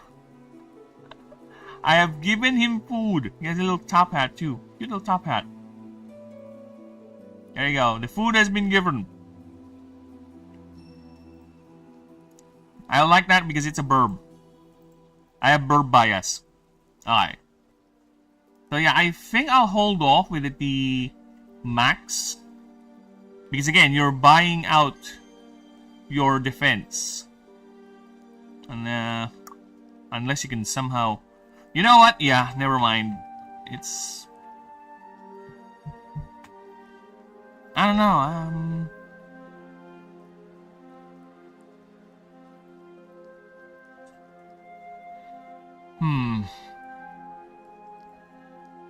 You know what? For now, I'll leave it be. I will leave it be. Yeah, I'm gonna leave it be. I'm not gonna change it. Because I feel like I'm gonna change it for the sake of changing it. Right? I don't want to. Alright, so we're fine. We're gonna leave it as is. So yeah, again, I'll do a dedicated fire pass. Later. Dedicated fire pass. A dedicated move pass. Alright. Okay, so let's see what we got here. Next up, the creature profile for Alderon. Dude, oh my god, the more I look at it, I just want to tism this growing out. You know what I want to do right now? I want to put in the fire effects over here. Just put in the flame effects that I usually put in my drawings now. The glowing magma over here. Right? I'm so tempted in doing that. You know what? Fuck this, I'm gonna do it. Where is it? Where's my Krita? Krita! Before I do that. Sorry, Celadonna, you'll just have to wait. Insert blank page. There you go. Alright. Where is Krita? Come back here. Krita! Whoa, whoa, oh, oh, sweet love of mine. Whoa, whoa, oh, oh, sweet child of mine. Ooh, yeah, ooh, sweet love of mine. Finally got my first comment. And more to come. Hopefully in the future.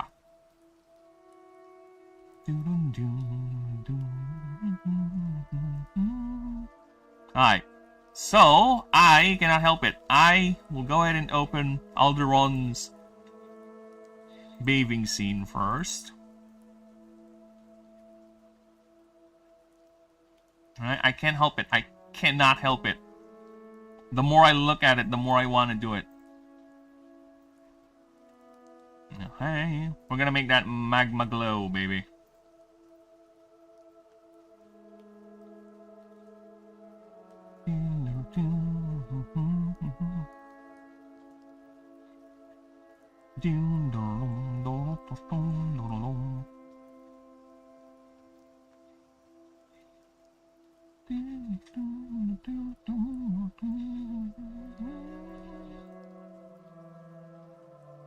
Where do we go now? Where do we go? We go now. Where do we go? Where do we go now? Where do we go? Where do we go now? Where do we go now? Where do we go? Where do we go now? Where do we go? I didn't want it to go out, damn it. Where do we go? Where do we go now? Sweet child, sweet child of mine. No is back. Who is no? Why do you want no? Why no? Why do you want no to be back?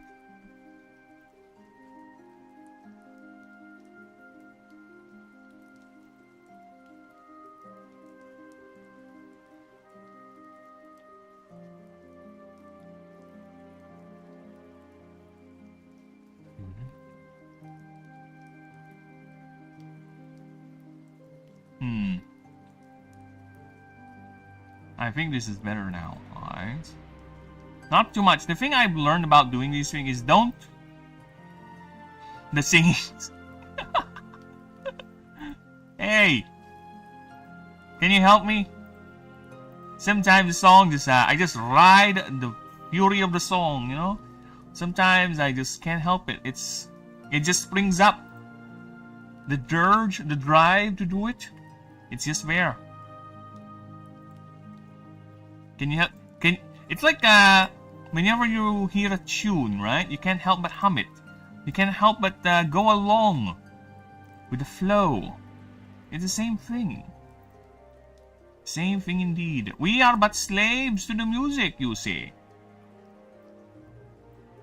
Nothing but mere slaves to the rhythm and the flow. Now, look at that.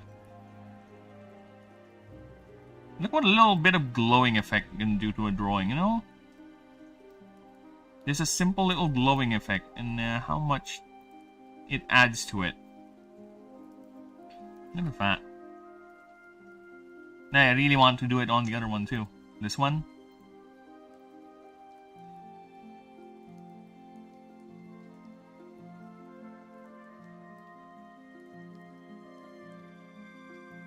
Or not. I think not. Maybe. Maybe. Alright. Let's see about Alderon. Let's see what we can change with this big boy. What can we add to you, my good sir? You know what, just to be safe, I'm just gonna put it to 9. Look how many space we can use. Alright. To see an Alderon outside the protecting shell is... With its specialized arcane-infused basalt plates means two things. Typically means two things. Typically means two things. You are either a lucky person and you will be showered, and you will be soon showered in mineral wealth, as Alderons are known to infuse these shell pieces with all sorts of gemstones to act as focal points for each arcana, of which they leave behind when manifesting a new shell. Is there anything we can add to that? Add a chicken with a gun? You know what? I'll take that as a challenge. To be fair, I do already have kind of a creature like that, Garg. It's called Night Fling. Right? If we let's go ahead and pull him up. Imagine him being like a vigilante sort of thing, like a Batman sort of thing, but a Nyx type creature, right? So let me see if I can find him. Night Fling, where are you? You fuck. There he is. So yeah, I already have a creature like that, in a way, but not a literal chicken with a gun. But I kind of want to take your challenge on that. See, I already have a Night Fling. He's a Batman, but more on the duck side. And if you've seen Darkwing Duck in the Disney Channel, it was a show I used to watch as a kid, and I think that's partly the inspiration for this. And to be honest, when I was making him, I didn't realize, oh, actually, this is not Darkwing Duck. The realization just came in late after I made the creature. But yeah, I do have a...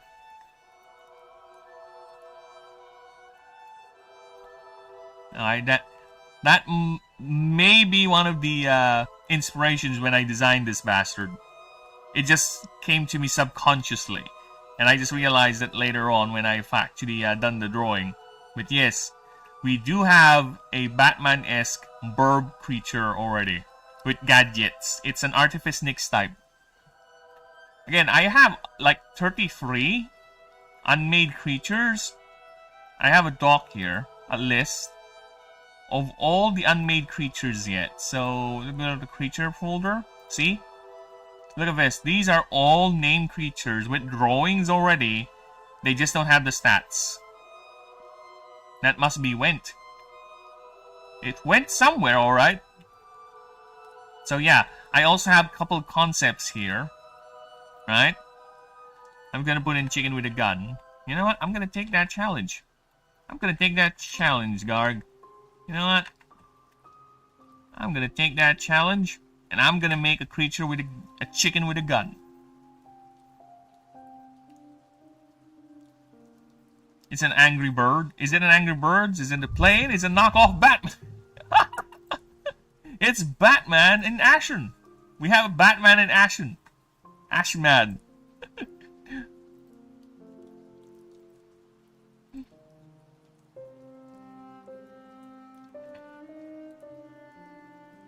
There you go.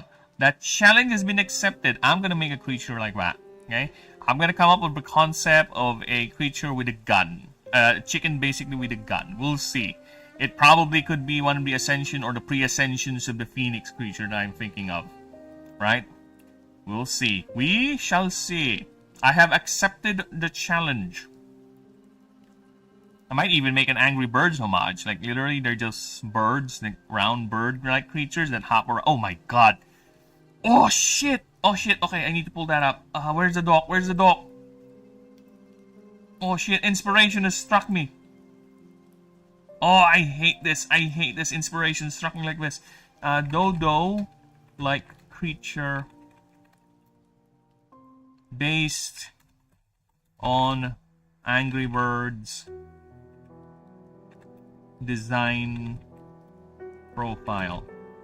There you go. So yeah, oh my god, yes! I'm gonna make like a creature, like a dodo, Like, if you don't know what a dodo is, it's basically a flightless bird that became extinct when humans discovered it in its island home.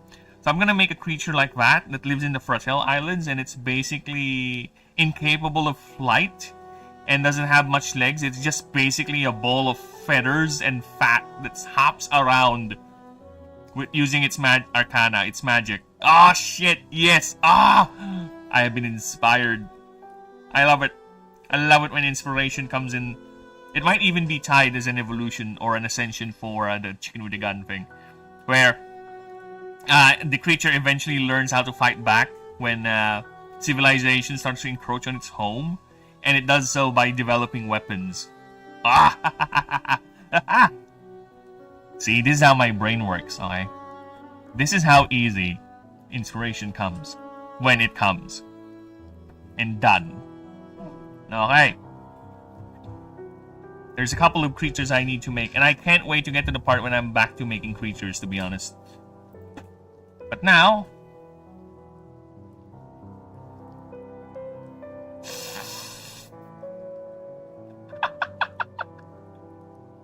You do that with Kit! Do it with Kit! Grab some gloves. I'll give you some gloves. Do it with Kit. I will fondle the balls of my cat. Sloop balloons! You're giving me ideas, okay? That is also a concept I can put into it. It's rubbery hide, right? Sometimes it can actually kind of fly, right? It can actually fly by inflating itself. Oh my god, yes! Oh! Contact Canada inspiration has struck me. Okay. Hello, dude all day. I'm just having a brain blast of a creature inspiration here with chat. With Garg, to be more specifically. Okay. Can inflate body to for limited flight. Limited flight and for escape mechanism. There you go. Inspired. Okay, I have a new creature in the docket. So I have a couple of creature designs I need to write. I'm gonna save this fucking thing. There you go. Okay. So I'll focus, of course, on making these first. Then I'll go ahead and do these. But yes, more ideas. Give me more ideas. And can we have non-bird ideas this time? Because I think I have a lot of birds already. Alright, where was I? Where was I? They do this. Okay. Something they do. Okay. Which they leave behind, manifesting a new shell. Which they form using ambient mana to either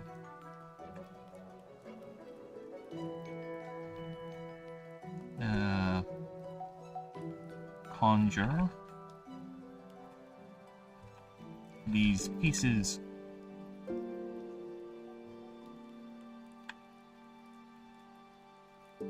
from these raw pieces, or use the surrounding available materials. I have been inspired. I love it. I love it when I am inspired, you know? Inspired. I just can't wait to getting back to creatures. Dude, I'm gonna be collecting a lot of creature ideas, and here's the funny thing. My main target is to be around 250 for the first roster. Around that. And I'm not counting the gods on that roster, by the way. They're a separate thing. So, with the starters, I'm already at 45. I'm 48. So, I have like 200 more slots to fill. And at the rate I'm going, I think I'm gonna be filling that up real quick. Alright, so we'll see. And also, another idea. Oh my god, thank you, Brain, for reminding me. Pig creature.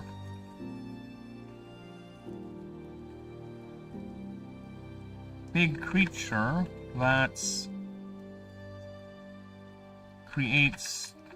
generates, or rather grows, tumors that can be harvested by others for food. Yes, more ideas. More! Alright. PBZ! Hum that too. Well, again, if there is any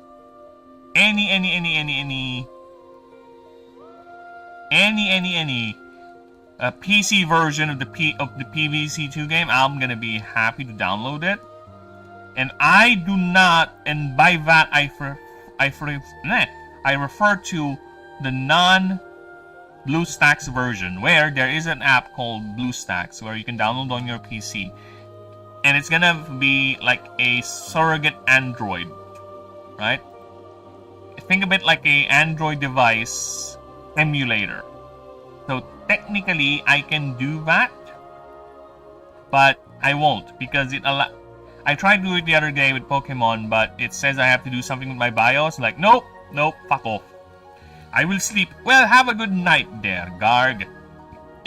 I don't know how late it is where you are, but appreciate you staying with me and giving me such a awesome idea for a creature design. Okay? You have a good night there, okay? Thank you. Thank you for stopping by. Now, where were we? Alright. Or use the surrounding materials.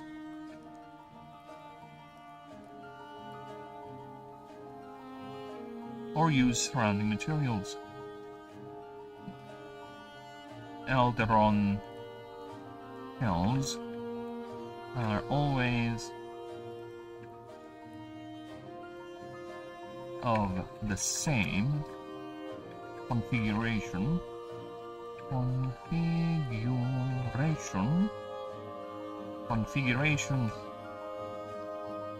Regardless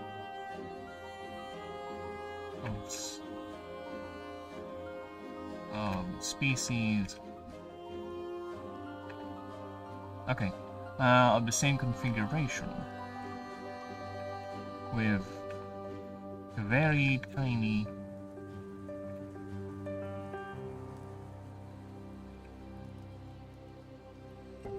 configuration. Alright, I think we're fine if I say that. Alright, you know what? Let's do that with very tiny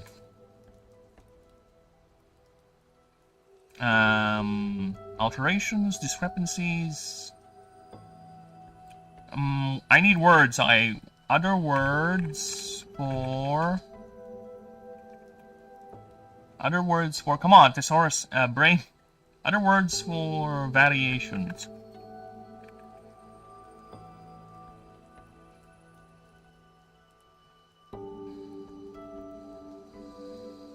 With very tiny variations, modifying adaptations, deviations,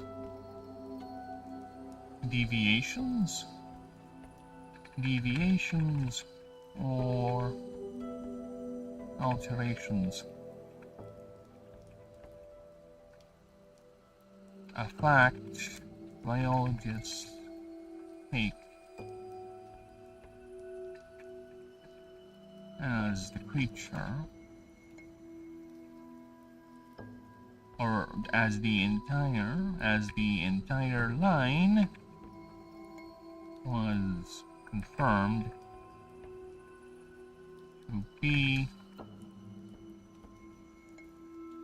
created by God of industry, Horadses.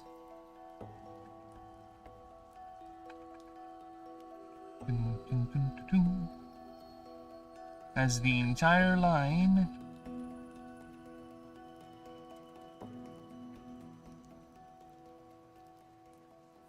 or at least a member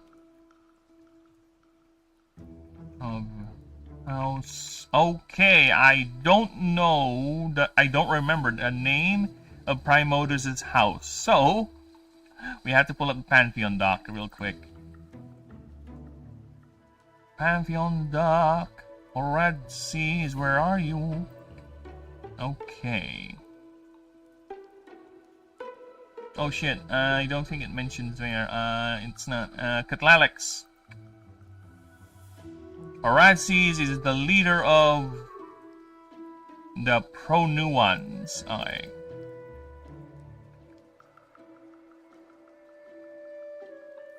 Member of House Pro-Nuan. Oh! Wow, can't even remember your own... I know, right? Bad. Bad. Bad, bad, bad. You know, you're the one who made this amazingly massive lore. This lore with so many name, figures, groups, histories, specific things. And you're the one who's having problem. What type of a creator are you? Horrible, horrible creator you. Can you not be like other creators where they don't really care about consistency? Or they just remake everything every now and then and just don't care about what they wrote before? Yeah?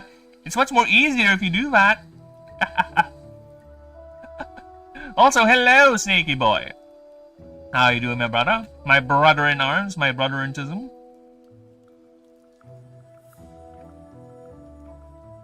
Or at least...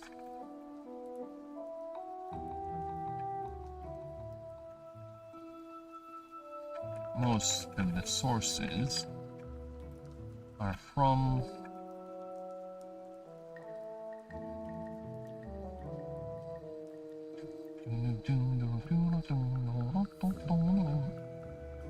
are conflicting on this.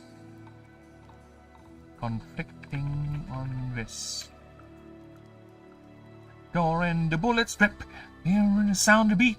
Oh, hey, hey. Another one bites the dust. Another one bites the dust. And another one down, and another one down. Another one bites the dust. Hey, yeah. Get you too. Another one bites the dust. I am such in a creative mood today. Where some claim it's the god of fire. Others say it's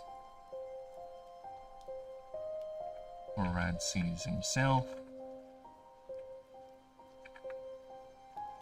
And others claim it be a unknown Deansmith.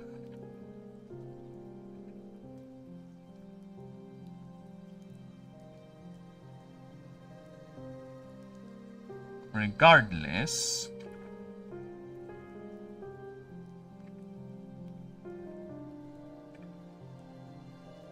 clear tamperings, clear signs of Gene Smithing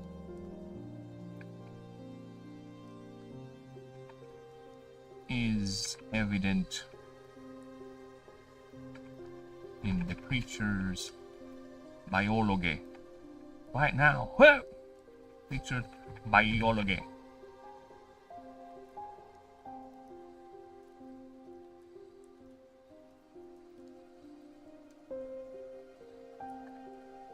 Something they do so often as this drive to shed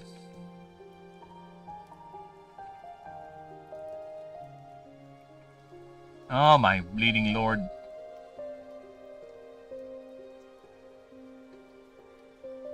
Fighting dreamers. Fighting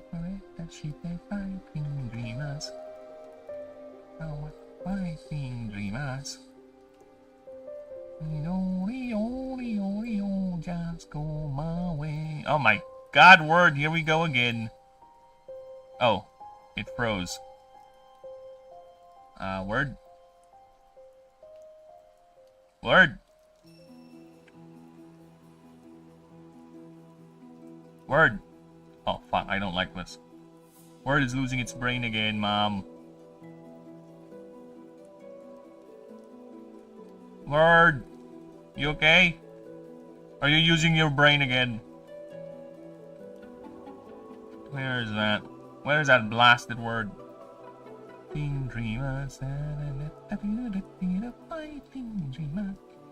Where are you, Word? Oh my god, I don't like that. I do not like that one bit. You see what's happening, right? I'm gonna go ahead and scroll down to where I was, and look at that. Word just suddenly died. Word just suddenly died. It's losing its brain. Alright, let's try to undo that. This is why I should use this typewriter. You know what, Snakes? You're right. Maybe I should learn how to use this typewriter, like a real writer. I would even wear one of those hats they would wear, you know, like this old timey hat a writer would wear, or a press hat, right? Like one of these. Yeah, like these old-timey press hats right here, like that. I get to, I'll also try to learn the, hey, what's, you know, the old-timey speak. What are you doing here, doll? You look nice. I like the way you look, doll. Something like that, right? I see, yeah. While wearing this, while typing. And we would have authentic typewriter sounds. Like, let's see, typewriter sounds.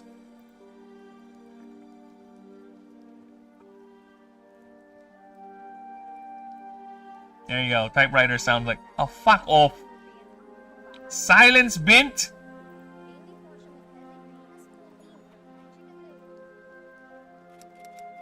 Yeah, like that.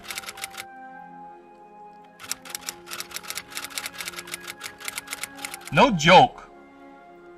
No joke. When I was young, my grandmother has a typewriter at home, a literal oldie typewriter, and I would just waste paper. You know why? Because I just love the sound of...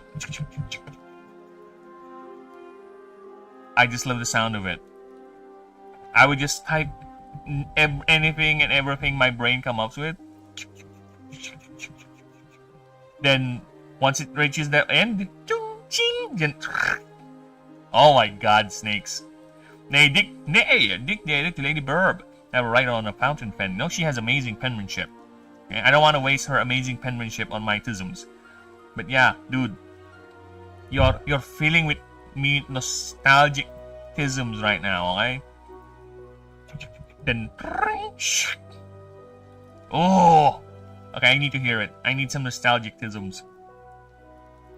The sound is indeed very dope, Snakes. You're making me nostalgicisms. This world.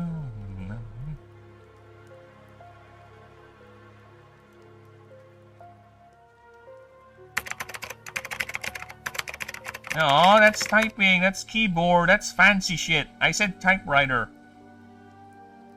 Typewriter sounds.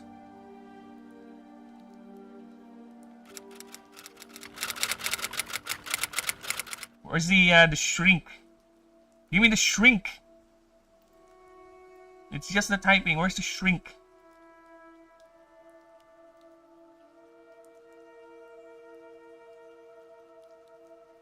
Yeah, we need a shrink. Ah, the bell. There you go. I think this is it.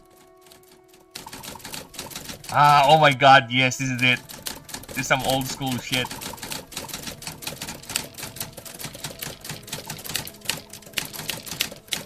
In the bell? Come on. Yes! Oh! Oh my god, yes. That brings the days back. Those were the days when I was but a young lad, and my grandma would always scream at me, "Why are you wasting typewriter ink?" Oh my god, yes, I remember that. When I was a little youngin', my grandma would always yell at me because I'm wasting typewriter ink. I don't remember the things I typed. I think a lot of them are just gibberish. A lot of them are just random letters. But I remember typing certain paragraphs. And whenever I get an assignment, right, when I was a kid, I would be excited. You know why? Because that's a reason for me to type on my typewriter.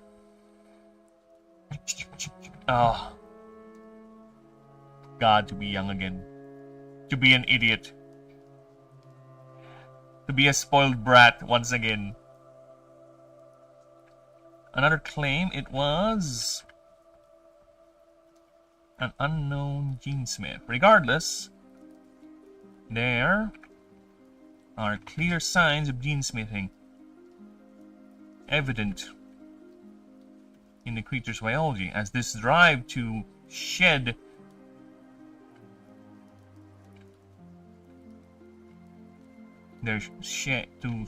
and remake their shells is something, is a drive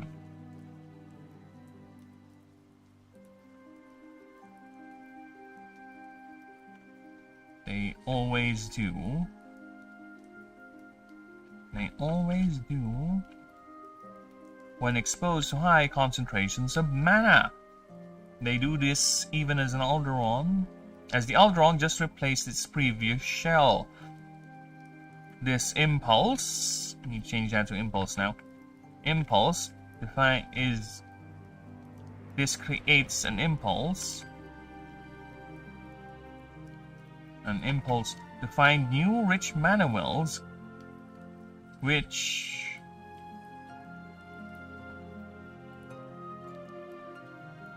is imperative to all other biological instincts, even foregoing breeding, which the Alderons are no longer physically capable. Yes, I know how sad they became, these powerful creatures, but they don't have a dick nor a pussy that works anymore. They can't make any more little ignators, no. There's always a cost to power in this universe. And in this case, the Alderon has lost the ability to create little ignators. That is the price of being a psychic Iron Man, Fire Man, Forge Man. No longer physically capable. As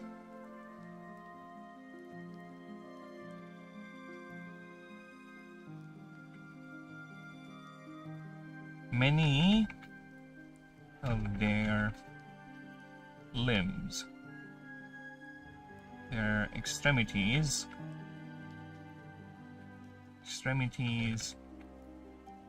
have shrunk and became vestigial. Vestigial.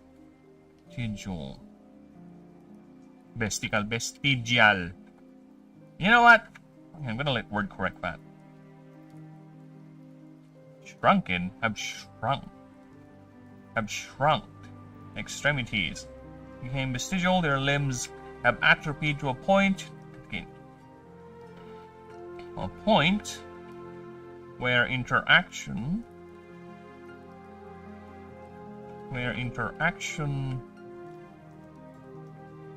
with the world is only done. Alderons can't breathe because a black guy blew. I can't say it, Snakes. I can't say it. It's too risque. I feel that someone is gonna cancel me. And also, that's not how you spell breathe, Snakes. Come on. You're the ones who's correcting me with all my spelling errors. You're the one who's misspelled breed with breathe. That's how you spell breed. Sana heroes come back. Okay, the interaction with the world only via their arcane mastery, which has been amplified to insane degrees. They are capable of... I'm drunk, leave me be! Leave me be! Leave me be! Dude, that is a meme. Where am I? My brain is like, leave me be meme. Leave me be. There's a meme about that. I just don't know where to put it. Yeah, there is a specific line where that is said. I just don't know where it is. Dude, look at that.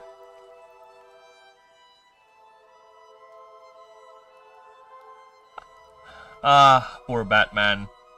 Poor Batman.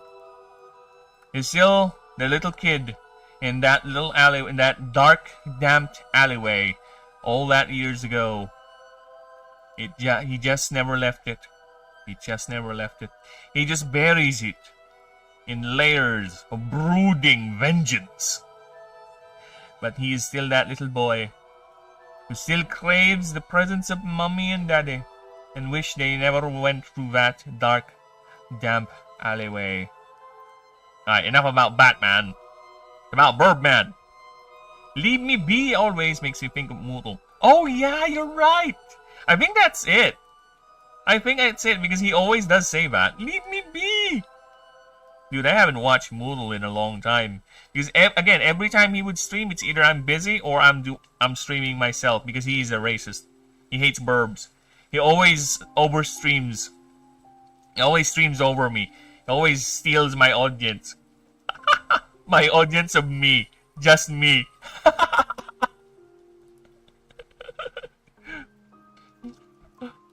They are capable of limited telekinetic powers. Telekinesis.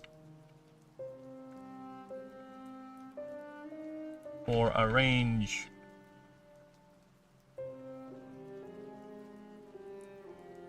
up to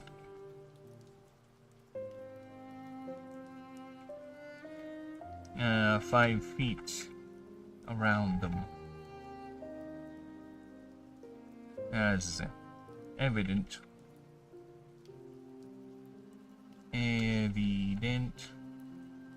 by how they manipulate the basalt plates.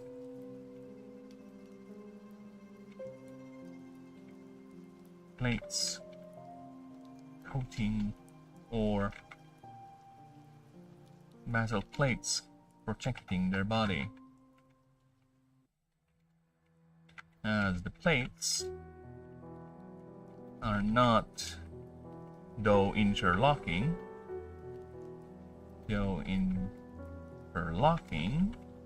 are only held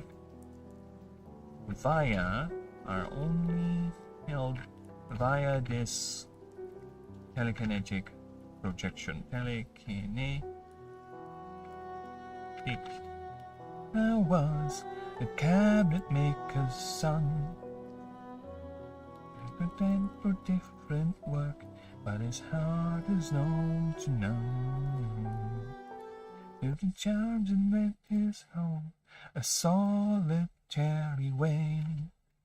It came to me the gift I know I never can repay. Delicate. Every band of music denied a simple faith. Planned to be a soldier once, though just music wouldn't wait.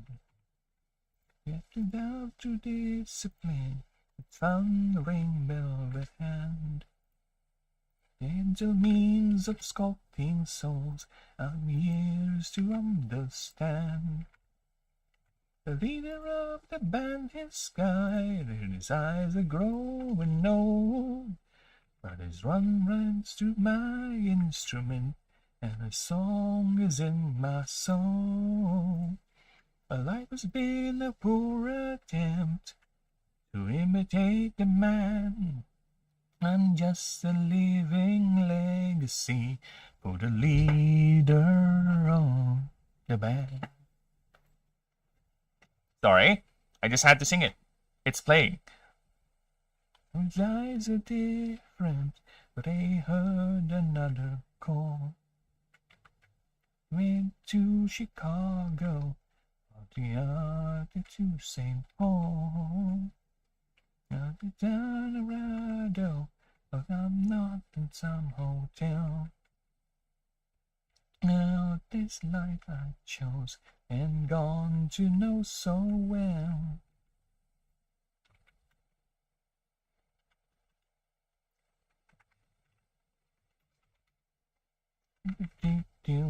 The German always streams while I at work. I haven't been able to... See? I told you, he's a racist, Snakes. He's a racism. He chisms the race. The founder of the 99th Reich. Yeah, I know. There've been like so many Reichs that after the third, we just don't know it. They're all secret Reichs, and it's now the 99th. And Mutul is actually their leader. Shh, just don't tell him that. It's a secret. We are his handlers, so we only know about that. And I think the rest of his new audience doesn't know about that. So only the old school people know about that secret.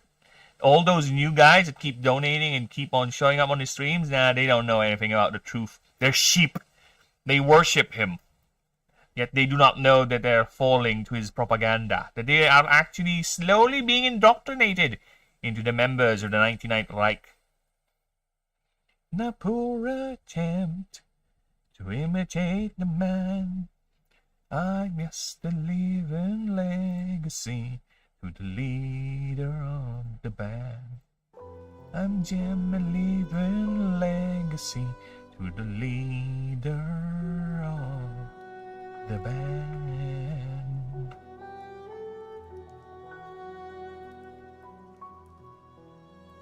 Has made a creature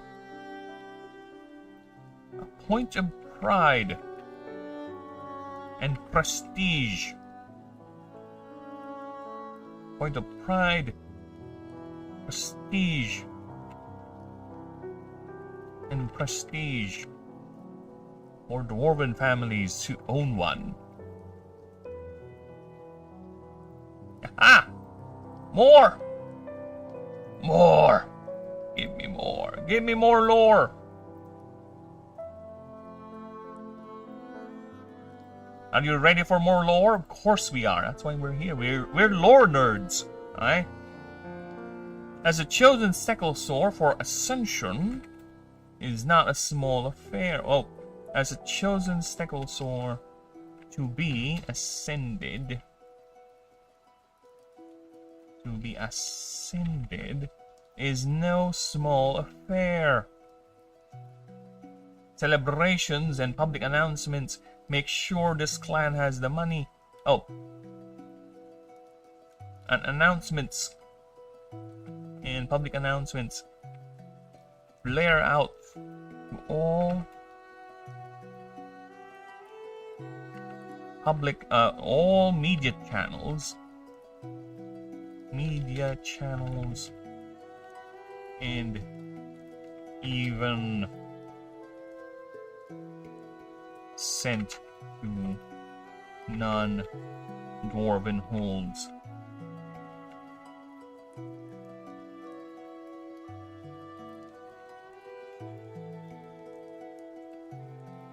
As a testament, as a testament to make sure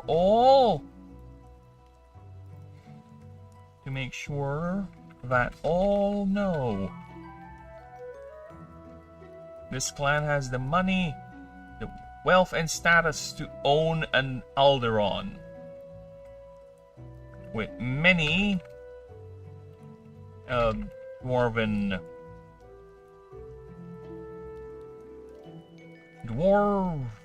societies of the dwarven elite, like Hierarch Sven is the CEO of Busterfield Corporation, boasts to own 2 Huggins and Muggers. Proudly owns 2. Proudly owns 2 Huggins and Muggers, which he raised since birth. That he always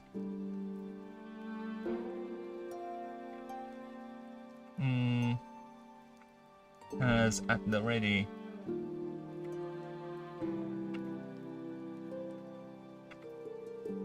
to defend himself, as to defend the hierarch. Oh. That he always uses both in every opportunity, in every Animancer challenge he receives.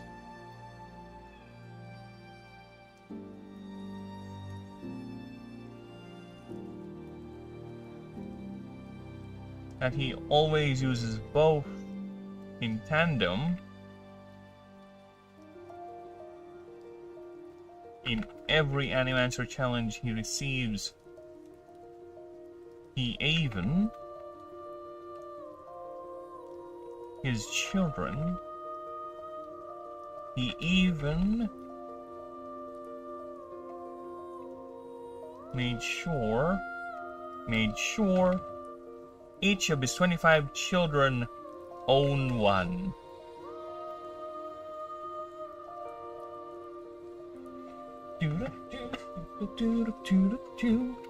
With rumors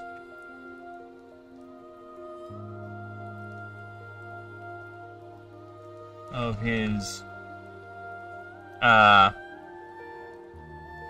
words to say illegitimate children. Other words to call children that are illegitimate. Alright, there has to be other words to say that, you know. Baseborn? Okay. Oh, love child, yeah, okay. Rumors of his bastards. I was trying. Okay, it's okay to use the word bastards in the context that I would find funny, but this is supposed to be a seriously done biological journal of a creature, so I cannot, because I'm playing a voice here. This is not me. This is the voice of an in-world biologist. Okay, so I cannot have them use the word bastard. Okay. Fortunately, as much as I want to, I can't. It's not gonna fit in the voice. So we have to use. I already forgot the word I chose. I already forgot the word I chosen. Okay, love child. Rumors of his love children to own his numerous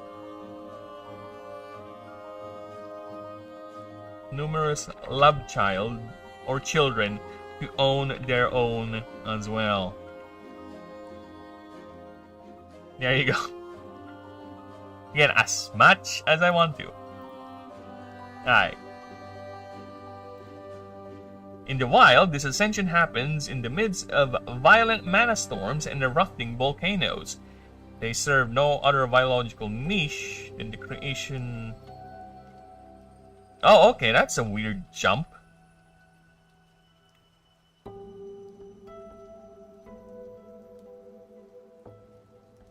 Which is something.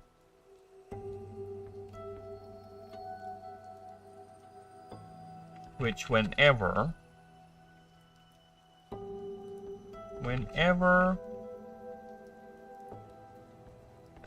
event happens near a herd,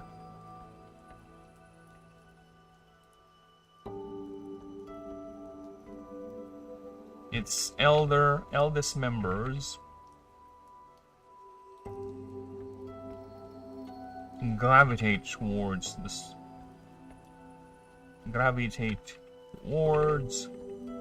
its epicenter to attempt the ascension.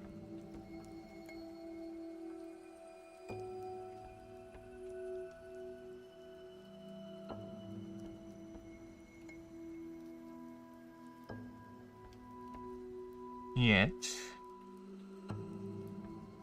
however, this stage seems to serve no other biological niche other than the creation of new materials, of new minerals and other mineral resources. This is the main theory in which biologists suspect why the creature is made by the ancients in the first place. Because we already have the Horaces theory up here, so I don't need to mention it down here anymore. It's gonna be redundant in the first place. There you go. These creatures are extremely rare in the wild, as seeing one is a race to bond. Oh, as seeing one becomes a race to bond or capture the creature for.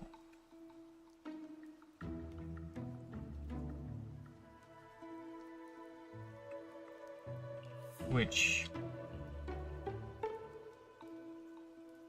has always led into conflicts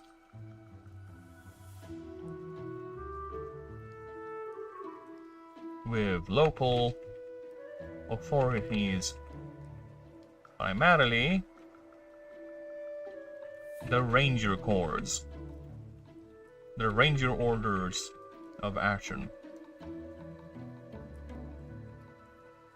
For this creature is not a forge, but always lent? Led? The fuck are you talking about, word? Which has always led into conflicts with... What do you mean lent? Dude! Okay, English speakers in chat, why is word telling me that this is wrong, which has always led into conflicts with local authorities, primarily the Ranger Orders of Ashen? Why is that being screamed at me that it's wrong, and I have to change the word to lent? Fuck off, word. Sometimes its corrections are fucking bizarre. However, for this creature is not just a forge, but also a furnace of fire and etheric energy for any formidable animancer. See? It insists that this should be changed to lent. Always lent. Lent into conflict. It borrowed conflicts? What? Word. What the fuck are you talking about? Most frustrating. Oh fuck.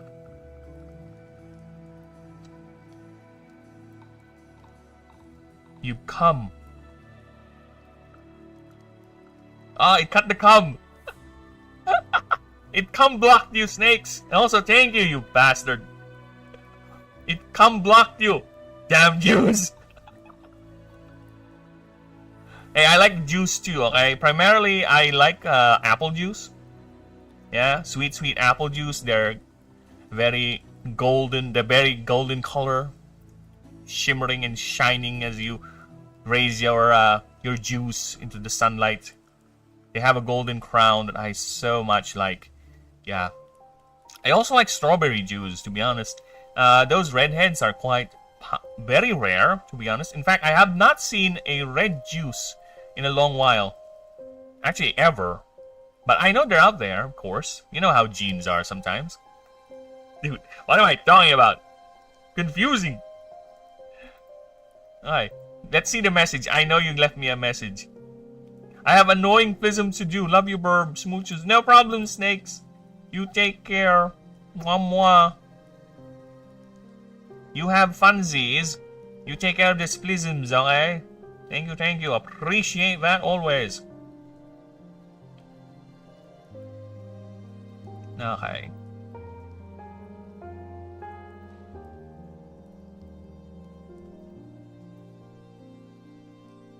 Where is my...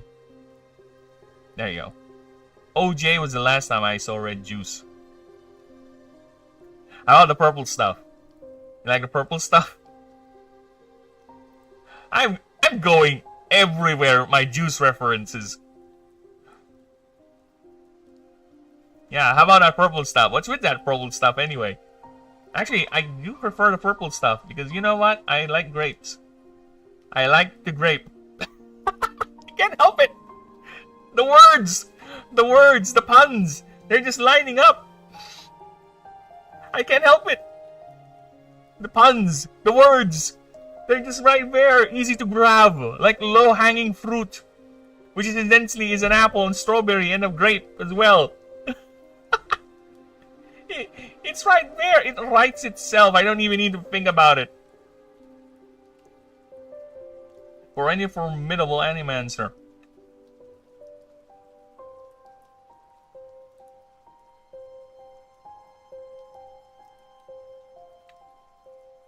However,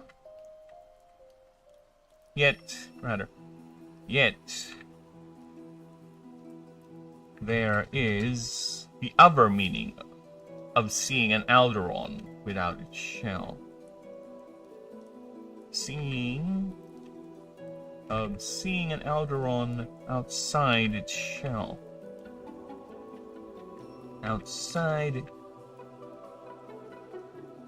Oh shit. Seeing an Alderon outside its shell. Why is it a question mark? It means the creature is not enough mana. It does not have enough mana to maintain its shell. Crawling on the ground with its belly exposed, a stark reminder of the world's dwindling mana.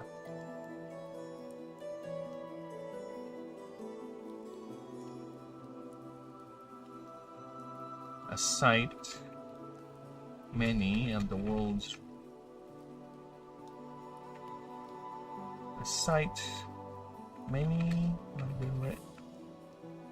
ranger orders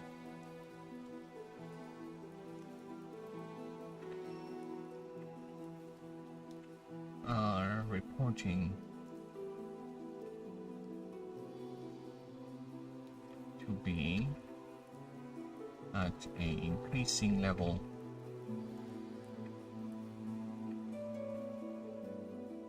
at an increasing occurrence, especially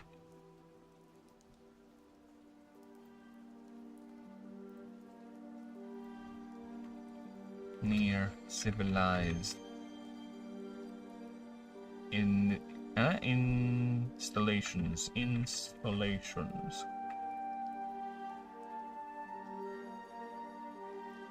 There you go.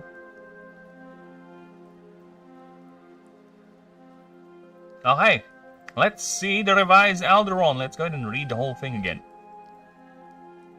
To see an Alderon outside its protective shell, and specialized arcane infused basalt.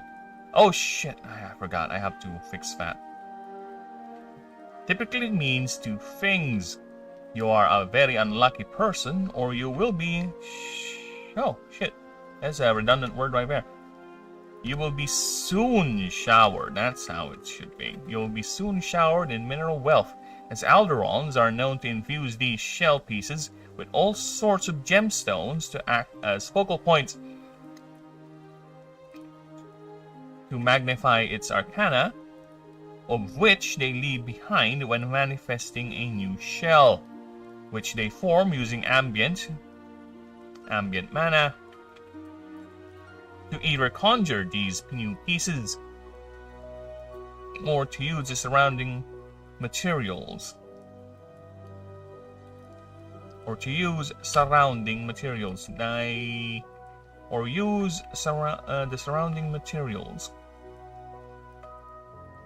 If any are available. Alderon shells are always of the same configuration, with tiny deviations and alterations, which are mostly negligible.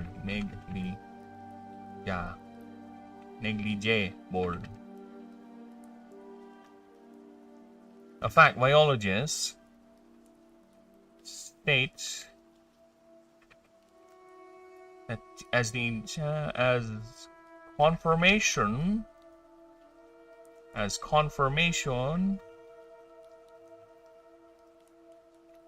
the entire line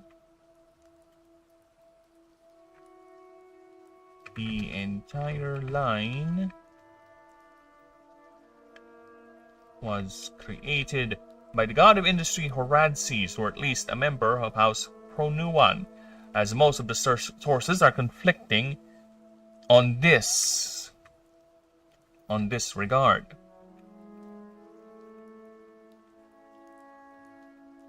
Some claim it's the now deceased is the murdered. It's the murdered god of fire.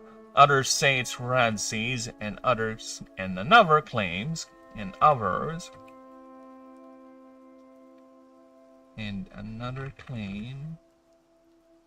it was an unknown genesmith. Regardless, there are clear signs of genesmithing.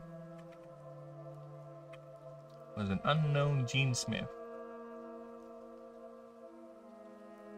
Clean signs of genesmithing are evident in the creature's biology, as this drive to shed and remake their shells. Oh my god, really?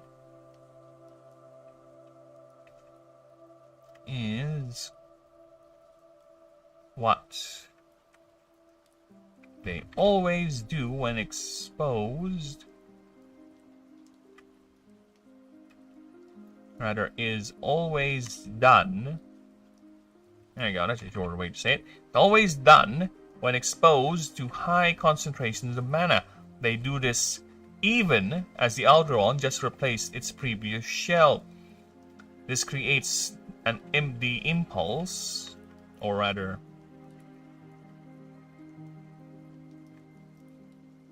they have this impulse to find new rich mana wells, which is imperative to all other biological instincts, even foregoing breeding, which Alderons are no longer physically capable, as many of their extremities have shrunk and became vestigial. Their limbs have atrophied to a point where interaction with the world is only done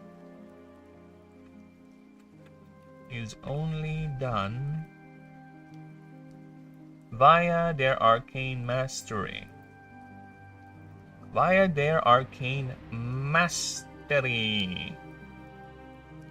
Alright? Which has been amplified to insane degrees. They are capable of telekinesis for a range up to 5 feet around them, as evident by how they manipulate the basalt plates, protecting their fragile bodies.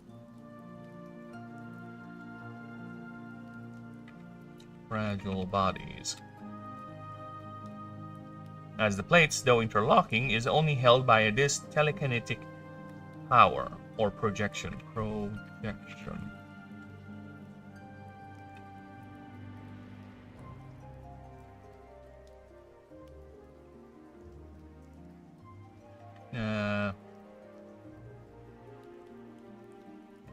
Yet all this power, all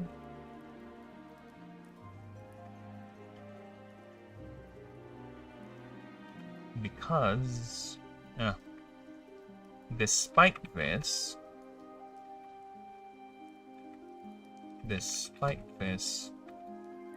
the Alderon's power and wealth generation has made the creature a point of pride and prestige for dwarven families to always attempt to always strive to own one.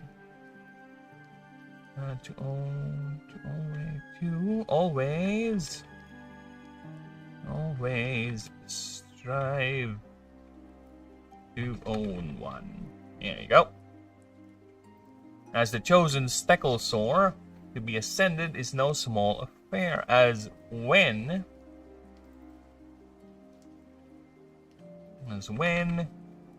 a Stecklesaur is chosen to be ascended, when is chosen, typically being one of the special breeds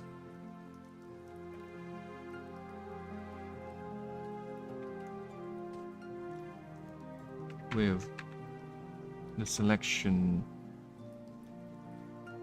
process needing to pass strict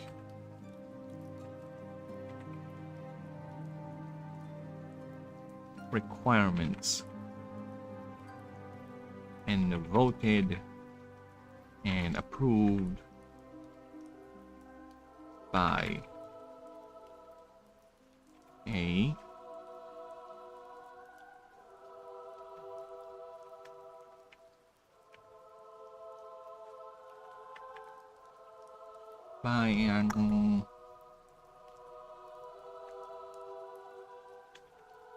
by the Hold's elders.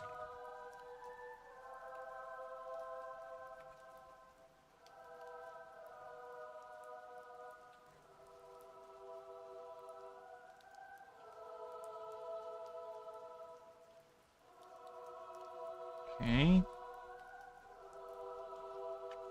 If approved,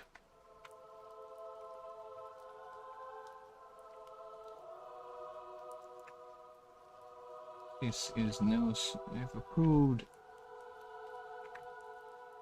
the family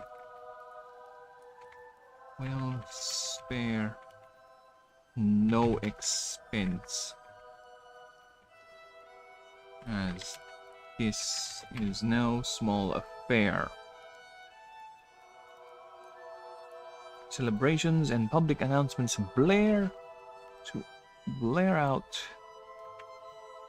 to all media channels and even sent to non-dwarven holds as a testament to make sure all know this clan has the money, wealth, and status to own an Alderon, with many dwarven elite like Sven, the CEO of Busterfield Corporation, proudly owns two, Huggins and Muggers, which he raised since birth.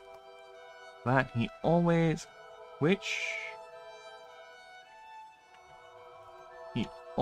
uses both in tandem in every Animancer challenge he receives.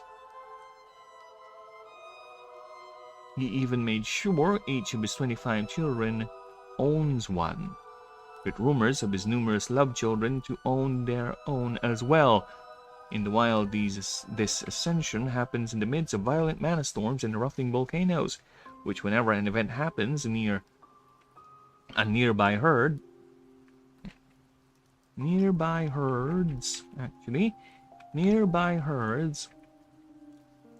will have its eldest gravitate towards its epicenter to attempt the ascension. However, this stage seems to serve no other biological niche other than the creation of new minerals and other material resources.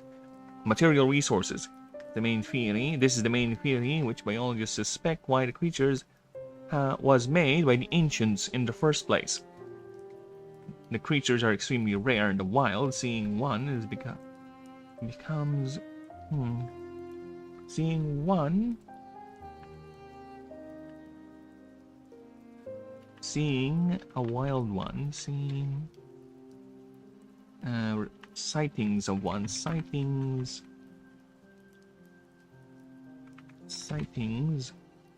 of one becomes race to bond, capture, or to capture the creature, which is always led into conflicts with local authorities, primarily the raging orders of Ashen. For this creature is not just a forge, it's also a furnace of fire and etheric energy, formidable for any animancer. Yet there is another meaning, signal drawn outside its shell. It means the creature has not enough mana to maintain its shell, crawling on the ground with spell exposed, a stark reminder of the world's dwindling mana. Aside many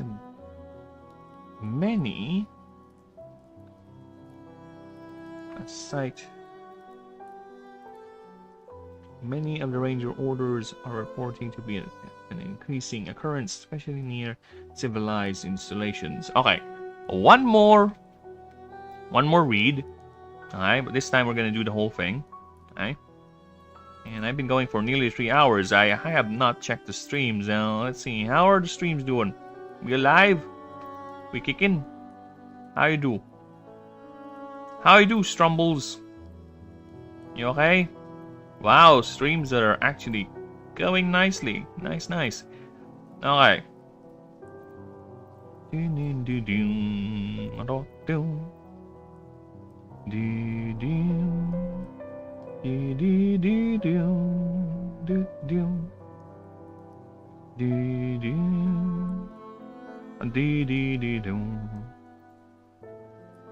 Stream is coming up quite nicely. Thank you. Thank you, everyone.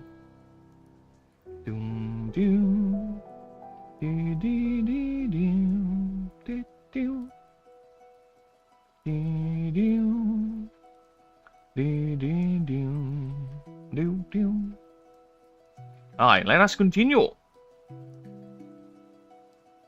Yeah, I've been going on for almost 3 hours, and I have probably 30 more minutes. So hopefully I can at least complete one more creature profile, so at least I can do 3, or 4 rather. Yeah, 3, before I end the day. Because, you know, I have stuff to do. IRL calls, and IRL demands my attention.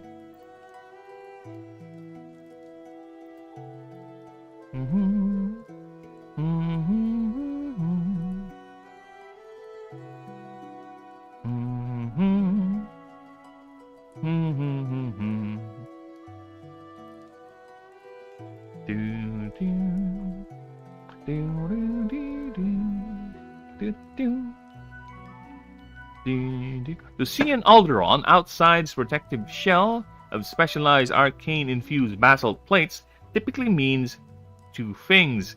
You are a lucky person, and you'll soon be showered in mineral wealth, as Alderons are known to infuse these shell pieces with all sorts of gemstones to act as focal points to magnify its arcana, of which they leave behind when manifesting a new shell, which they form using ambient mana to either conjure these new pieces or to use the surrounding materials if any are available. Alderon shells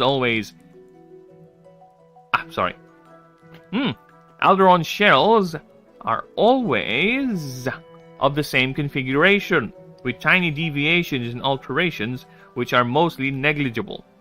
A fact biology state is confirmation the entire line was created by the god of industry Horadses, or at least a member of House Pronuan. As most of the sources are conflicting on this regard, some claim it was the murdered its says it was... Oh my god, really? It was the murdered god of fire. Others say it's Horadses. Another claimed it was an unknown genesmith. Regardless, there are clear signs of genesmithing evident in the creature's biology, as this drive to shed and remake their shells is always done when exposed to high concentrations of mana. They do this even as the Alderon just replaced its previous shell.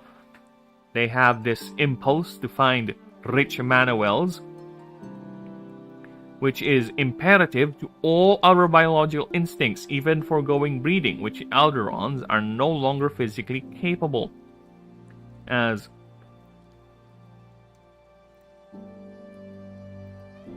As many of their extremities have shrunk and became vestigial, their limbs have atrophied to a point where interaction with the world is only done by their arcane mastery, which has been, oh my god, really? I'm still not done.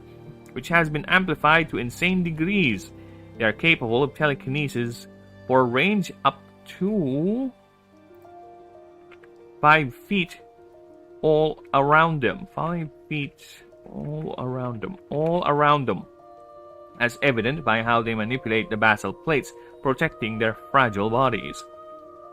As the plates, though interlocking, are only held by this telekinetic projection. Despite this, the Alderon's power and wealth generation has made the creature a point of pride and prestige for dwarven families to always strive to own one. As when a Stekelsaur is chosen, a Stekelsaur is chosen, typically being one of the special breeds, with a process needing to pass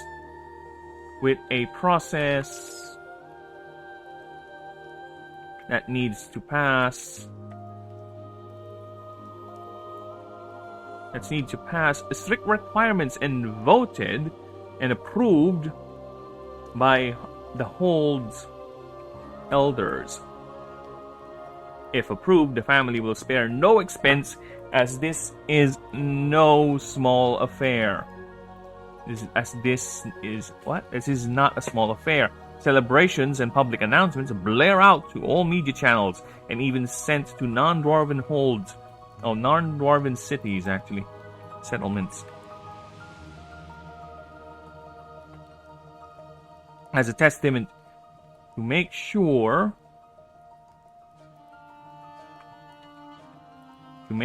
all know this clan has the money, wealth, and status to own an Alderon.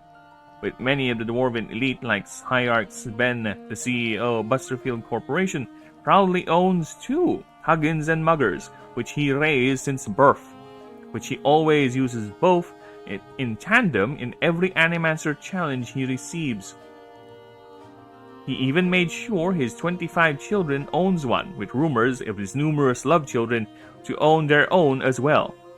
In the wild, ascension happens in the midst of violent mana storms and erupting volcanoes, which whenever an event happens nearby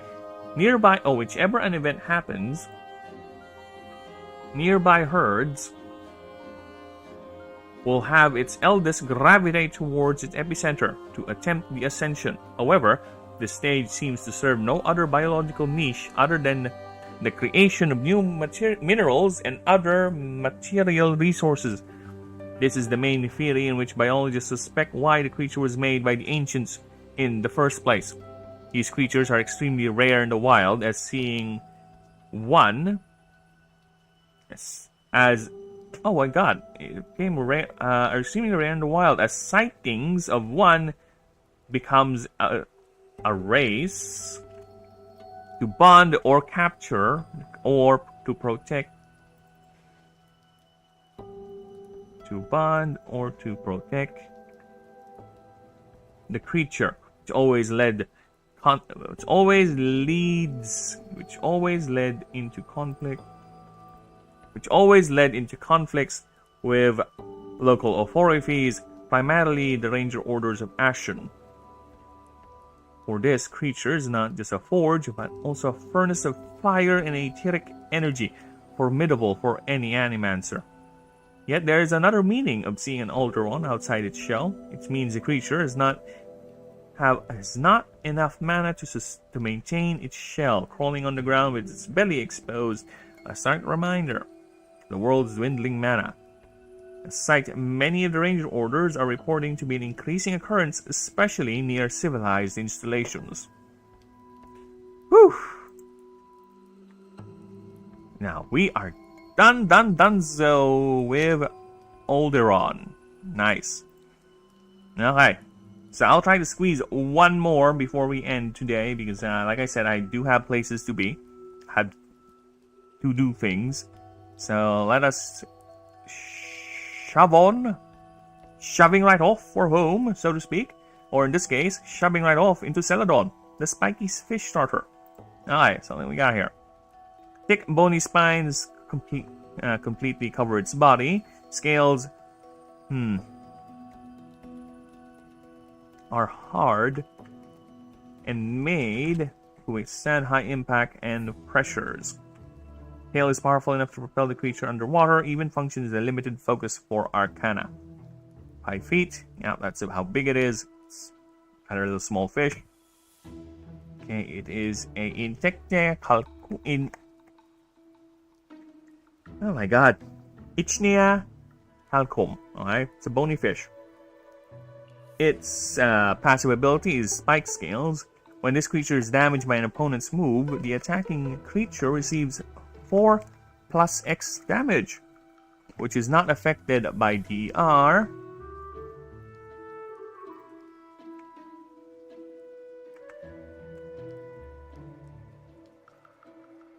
X is this creature's current level. As long as this creature is or at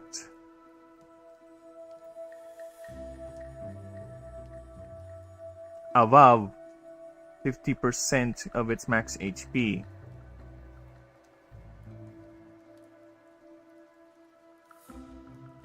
Oh, this is a separate clause. So if that's the case, then we need to move this here, because it's going to cause confusion. There you go. I think this is better.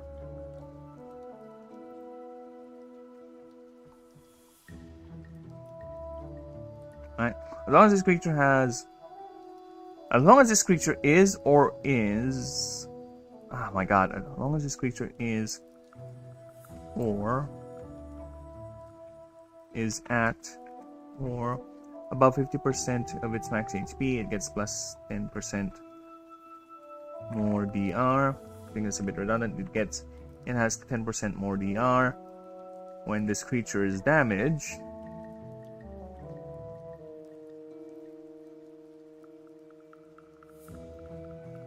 When the creature is damaged by the opponent's move, the attacking creature receives 4 plus X damage. Yep. Okay. Grinder Scales. When this creature damages an opposing creature with an attack tag move that this creature has already attacked. Oh. Attack tag move. This creature has already attacked this combat. This creature deals plus 1 more damage to that creature.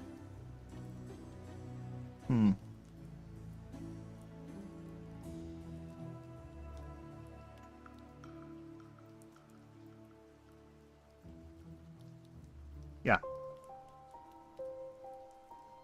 I think it's fine.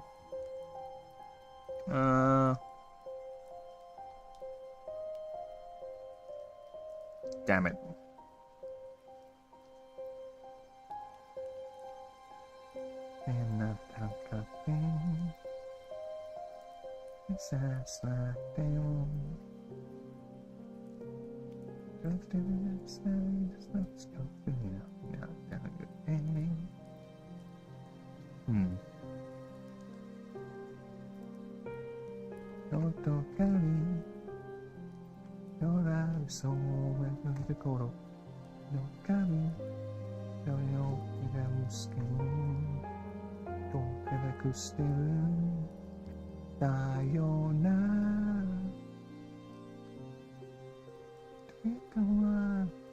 Suzuki Nagaru Kara.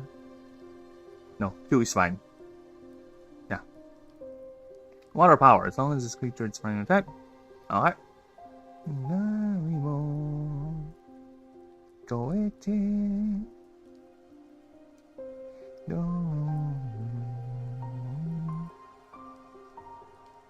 Alright.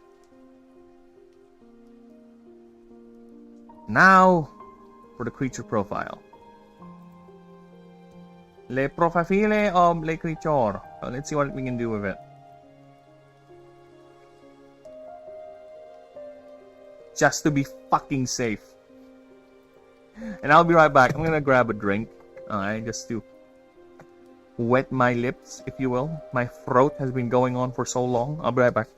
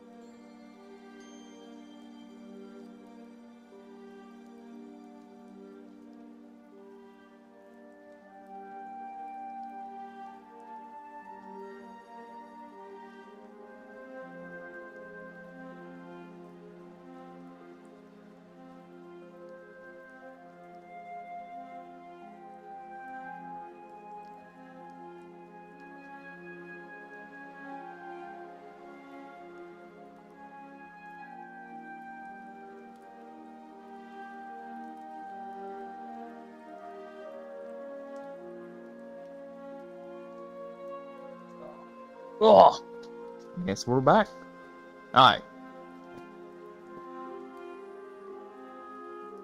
Teledons are among the hardest to bond with for any aspiring animancer.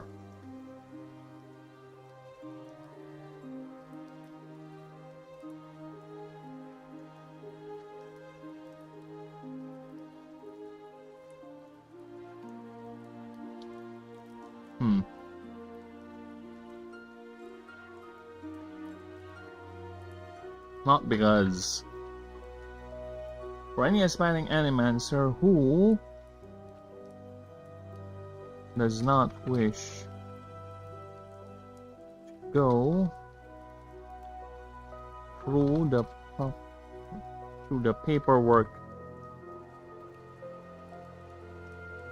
and fees of the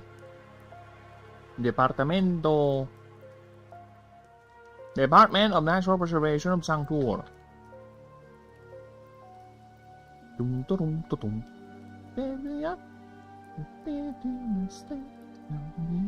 the feels to survive. It's the eye of the tiger, it's the pain of the fight. Rising up to the challenge of our rival. The last of the parts of the very new night.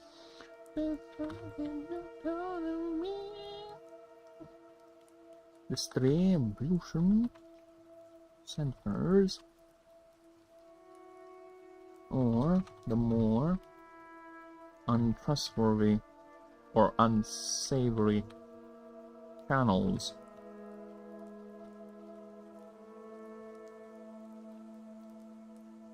Because though it is not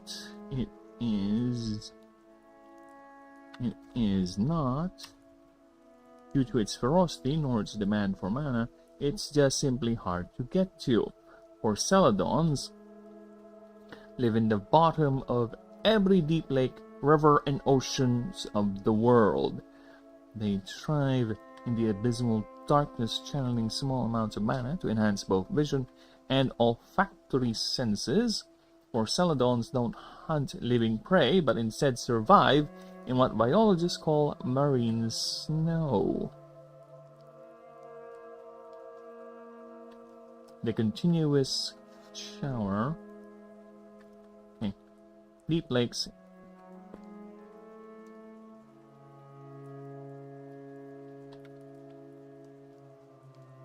This does not. The creature is remarkably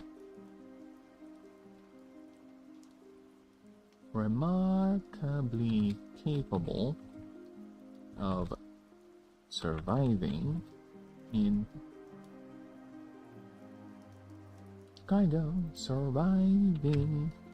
in both salt and freshwater biomes.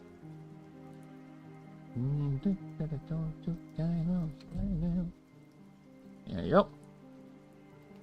They thrive in the invisible darkness, marine snow, the continuous shower of tiny organic particles that falls from the upper layers of the ocean down to the deep sea.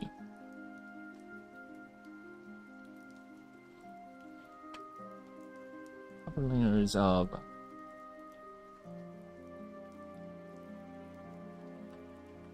to the deep sea.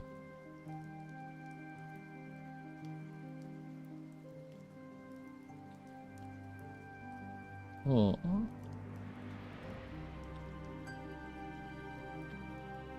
In the case of lakes and rivers, any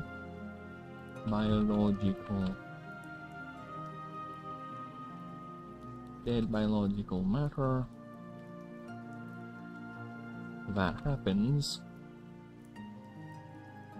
to sink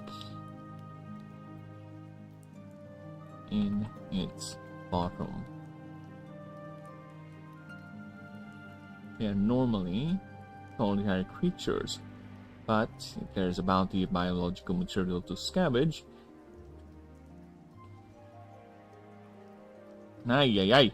inspiration!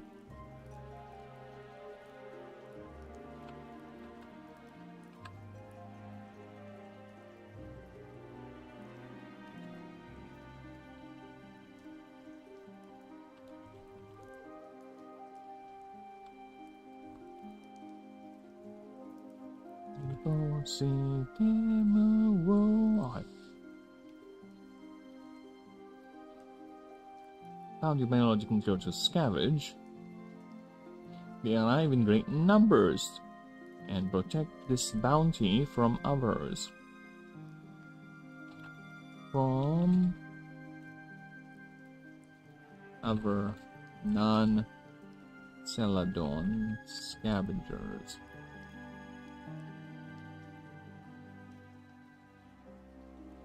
Breeding pairs begin to form.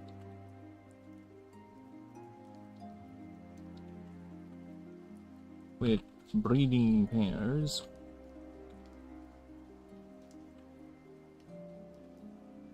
in to quickly form and quickly form to give birth to two pups after a very short gestation, a very short pregnancy of at least 3 weeks.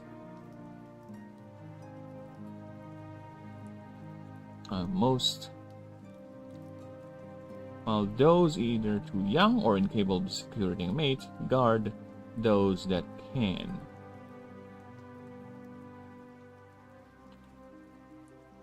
Patrolling the perimeter, taking turns with others for feeding and sentry duty.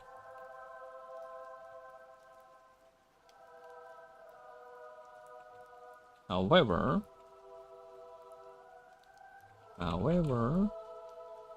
these communities don't only last as long as there is sufficient biomass to go around. It disbands as soon as the very last morsel is consumed.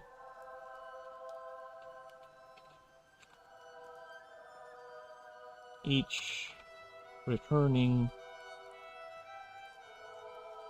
to their solitary ways, with breeding stopping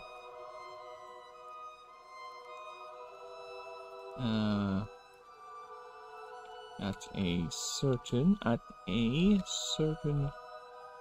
threshold, which biologists call the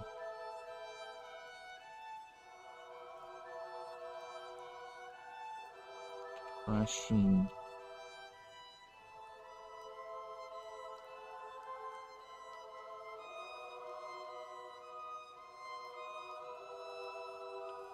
Which biology is identified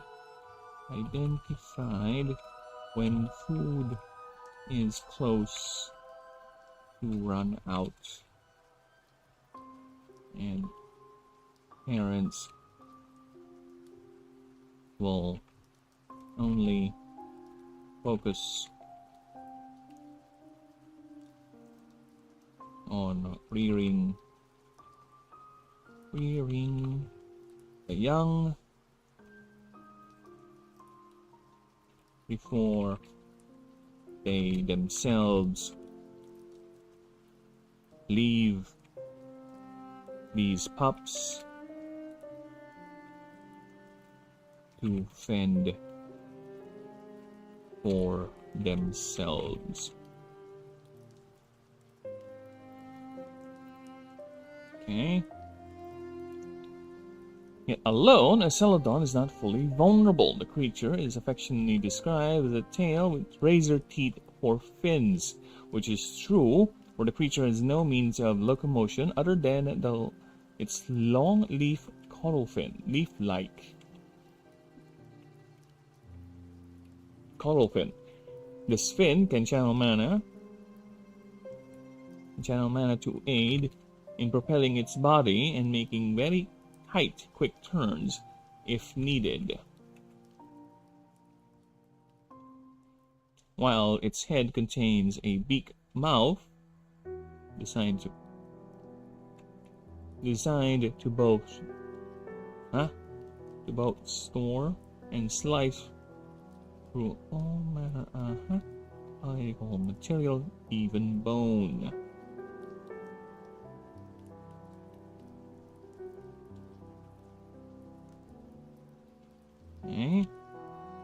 What else we can add here?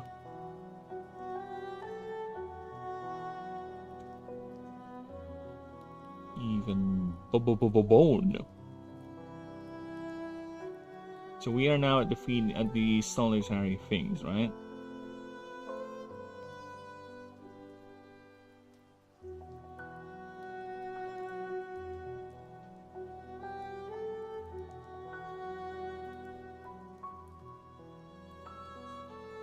Even bone. Even bone.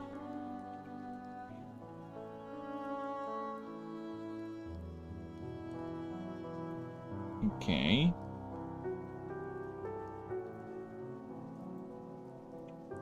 What if we do this? Celadons are not typically hostile unless they perceive you as a threat to either themselves or its food supply. They are known to not share with any other species larger than themselves. They do not consume living organisms. And in cases where they end up killing another creature, for whatever means, which is typically via defensive actions, they would not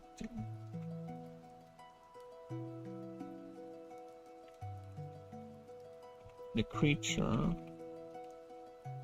has been observed to wait at least a day before consuming it. This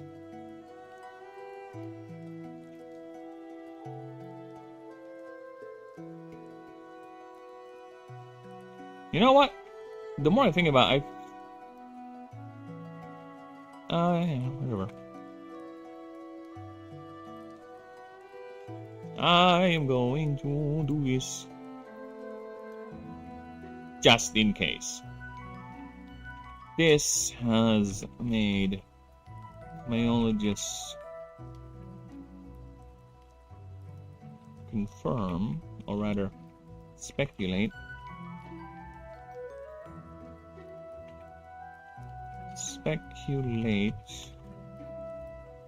that the creature was initially designed by the ancients as a means to clean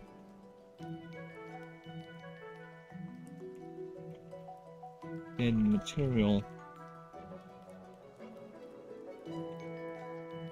in the plant, in their environment.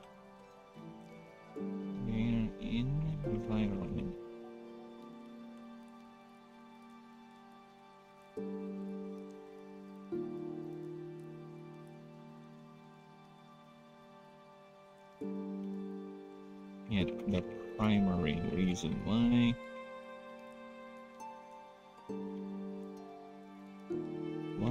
they would need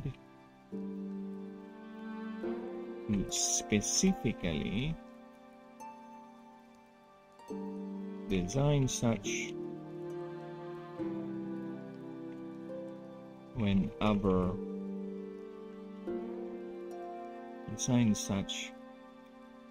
remains unknown.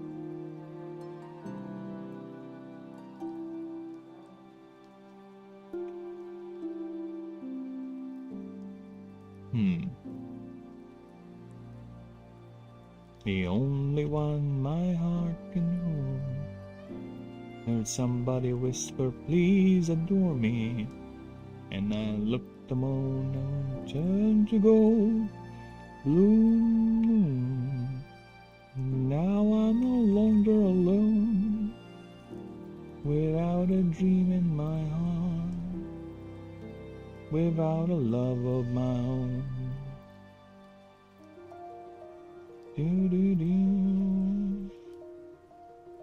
They are even observed to use their spikes not only as a means of defense, also a tool to scrape and grind down large pieces of matter, and even been observed to act as a coordinated gang working together to break down larger material, each taking turns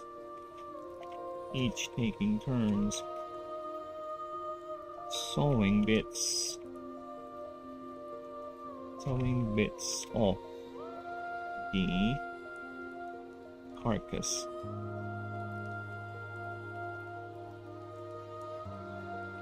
While others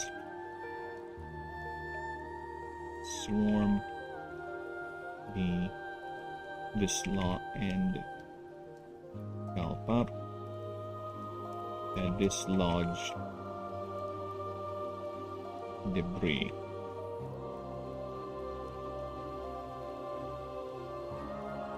Hold-ons are extremely resilient, able to regenerate.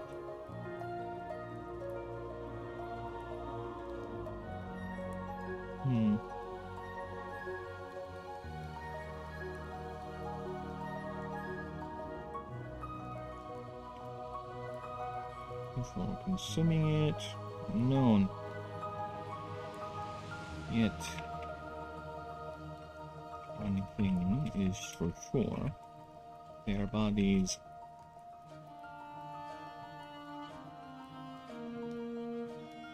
Hold-ons extremely resilient, able to regenerate limbs, regenerating their tails lying down in the bottom. Full. This resilience is also the reason why they are capable of surviving extreme pressures without even relying on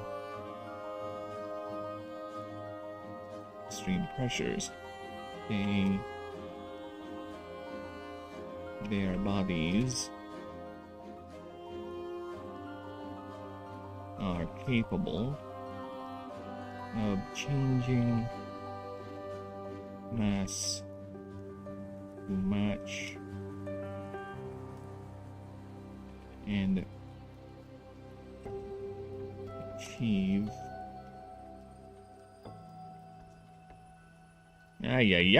achieve a sort of equilibrium.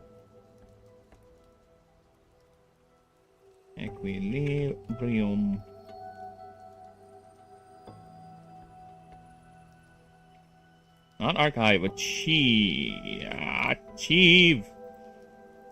equilibrium with their environment. Which, due to this, the creature is capable of swimming up and down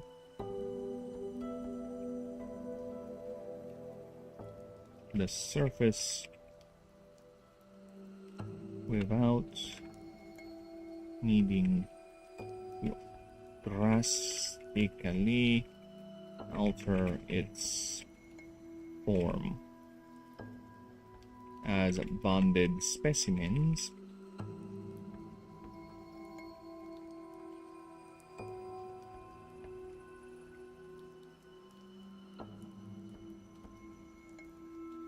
retain do not look any different from their pelagic counterparts. Specimens, even when suspended by their animancers, projected Hydro blanket.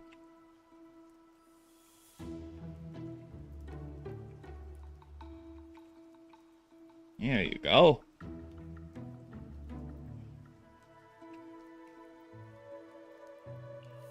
Fuck me, baby. Talk about expansion. Aha! Alright. I think we're good. Let me just reread this just to make sure. Okay.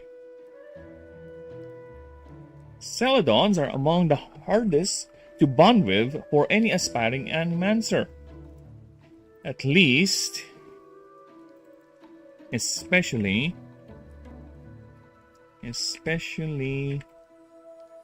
one who does not wish to go through the paperwork and fees of the Department of Natural Preservation of Sanctur, the DNPS distribution centers, or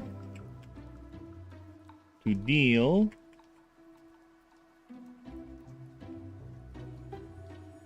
with the more unsavory channels. Though it is not due to its ferocity nor to its demand for mana, it is simply hard to get to, for Celadons live in the bottoms of every deep lake, rivers, and oceans of the world. The creature is remarkably capable of surviving salt and freshwater biomes as well.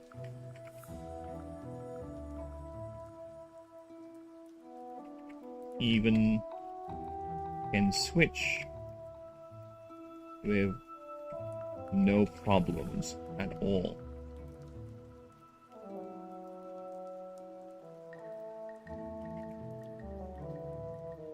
Alright. They thrive in the abyssal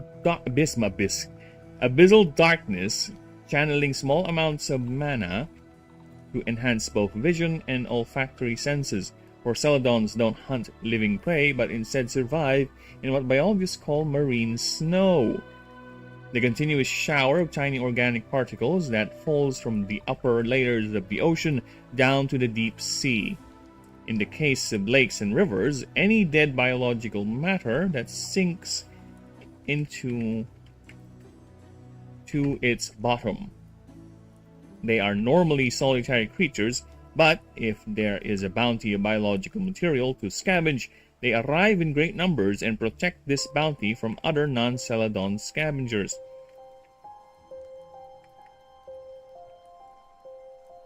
With breeding pairs begin to quickly give birth to 1 to 2 pups after a very short pregnancy of at least 3 weeks, while those either too young or incapable of securing a mate guard those that can, patrolling the perimeter, taking turns with others for feeding and sentry duty. However, these communities only last as long as there is sufficient biomass to go around. It disbands as soon as the very last morsel is consumed, each returning to their solitary ways, with breeding stopping at a certain threshold, which biologists identified when the food is close to run out. Parents will only focus on rearing the young before they themselves leave these pups to fend for themselves, for they too leave these pups to fend for themselves. Yet alone, a Celadon is not fully vulnerable. The creature is affectionately described as a tail with razor teeth for fins, which is true, for the creature has no means of locomotion other than its long leaf-like caudal fin. This fin can channel mana through to aid in propelling its body and making very tight quick turns if needed, while its head, containing its beak mouth, specially designed to both store and slice through all matter of biological material, even bone. Celadons are not typically hostile unless they perceive you as a threat to either themselves or its food supply. They are known not to share with other species larger than themselves. They do not consume living organisms, and in case where they end up killing another creature for whatever means, which is typically via defensive actions, the creature has been observed to wait at least a day before consuming it. 4. In cases I end up getting a creature which is typically via defensive actions. Alright. This made biologists speculate that the creature was initially designed by the ancients as a means to clean dead material from their environment. Yet the primary reason why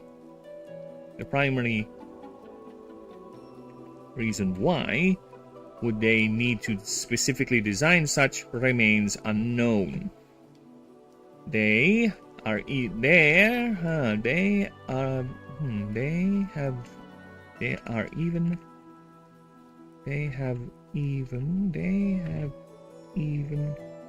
been observed to use their spikes not only as a means for defense but also as a tool, just using it to scrape and grind down large pieces of matter, and even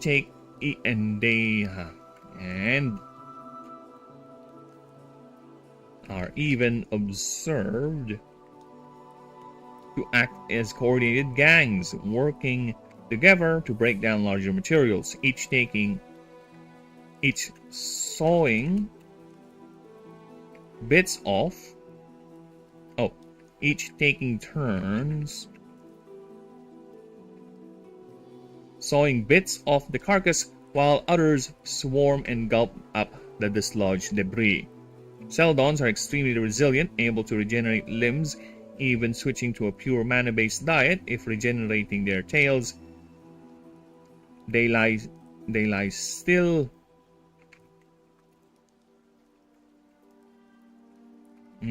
in the bottom for days on end before swimming away, continuing their endless search for the next feast. This resilience is also the reason why they are capable of surviving extreme pressures. Their bodies are capable of changing mass to match and achieve a sort of equilibrium with their environment. Due to this, the creature is capable of swimming up and down the surface, up and down.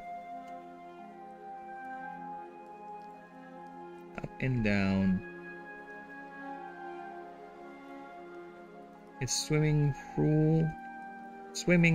up and down the many depths without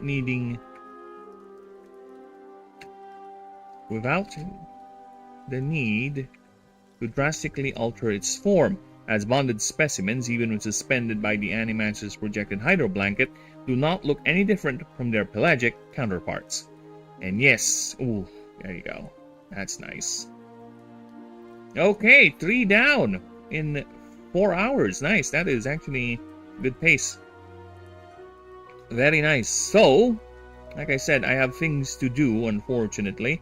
So I'll be calling it for now, but I will be continuing the work offline for the rules and such. Alright?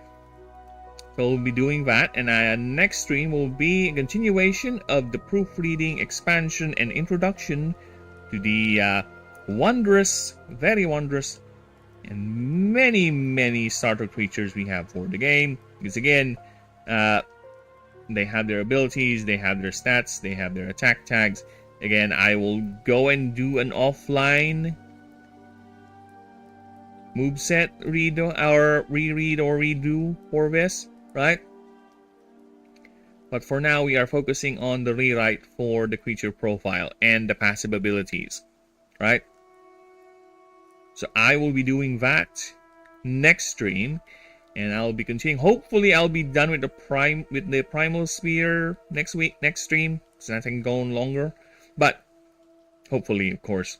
But either way, we'll see. In the meantime, again, I do appreciate everyone. Snakes, Garg, thank you for showing up. Thank you for the new chatters there. Dude all day, you know. Thank you for the subs, the likes, and everything. And if there's anything else, please don't hesitate to ask there in the chat. I'm always responding to as much as I can. But in order for you not to miss a stream, everyone, go ahead, hit that like, hit that sub. Everything. Go right ahead. Have fun. The project will continue, and it will continue on until we are done, and until we are doing even though when we're gonna eventually do the test games for the tabletop, we will still I will still rather work on the project because eventually my dream is to turn this into a PC game. So, with that said, I bid you all adieu and a lovely day. I need to rest my voice and take care, everyone. Toodaloonies!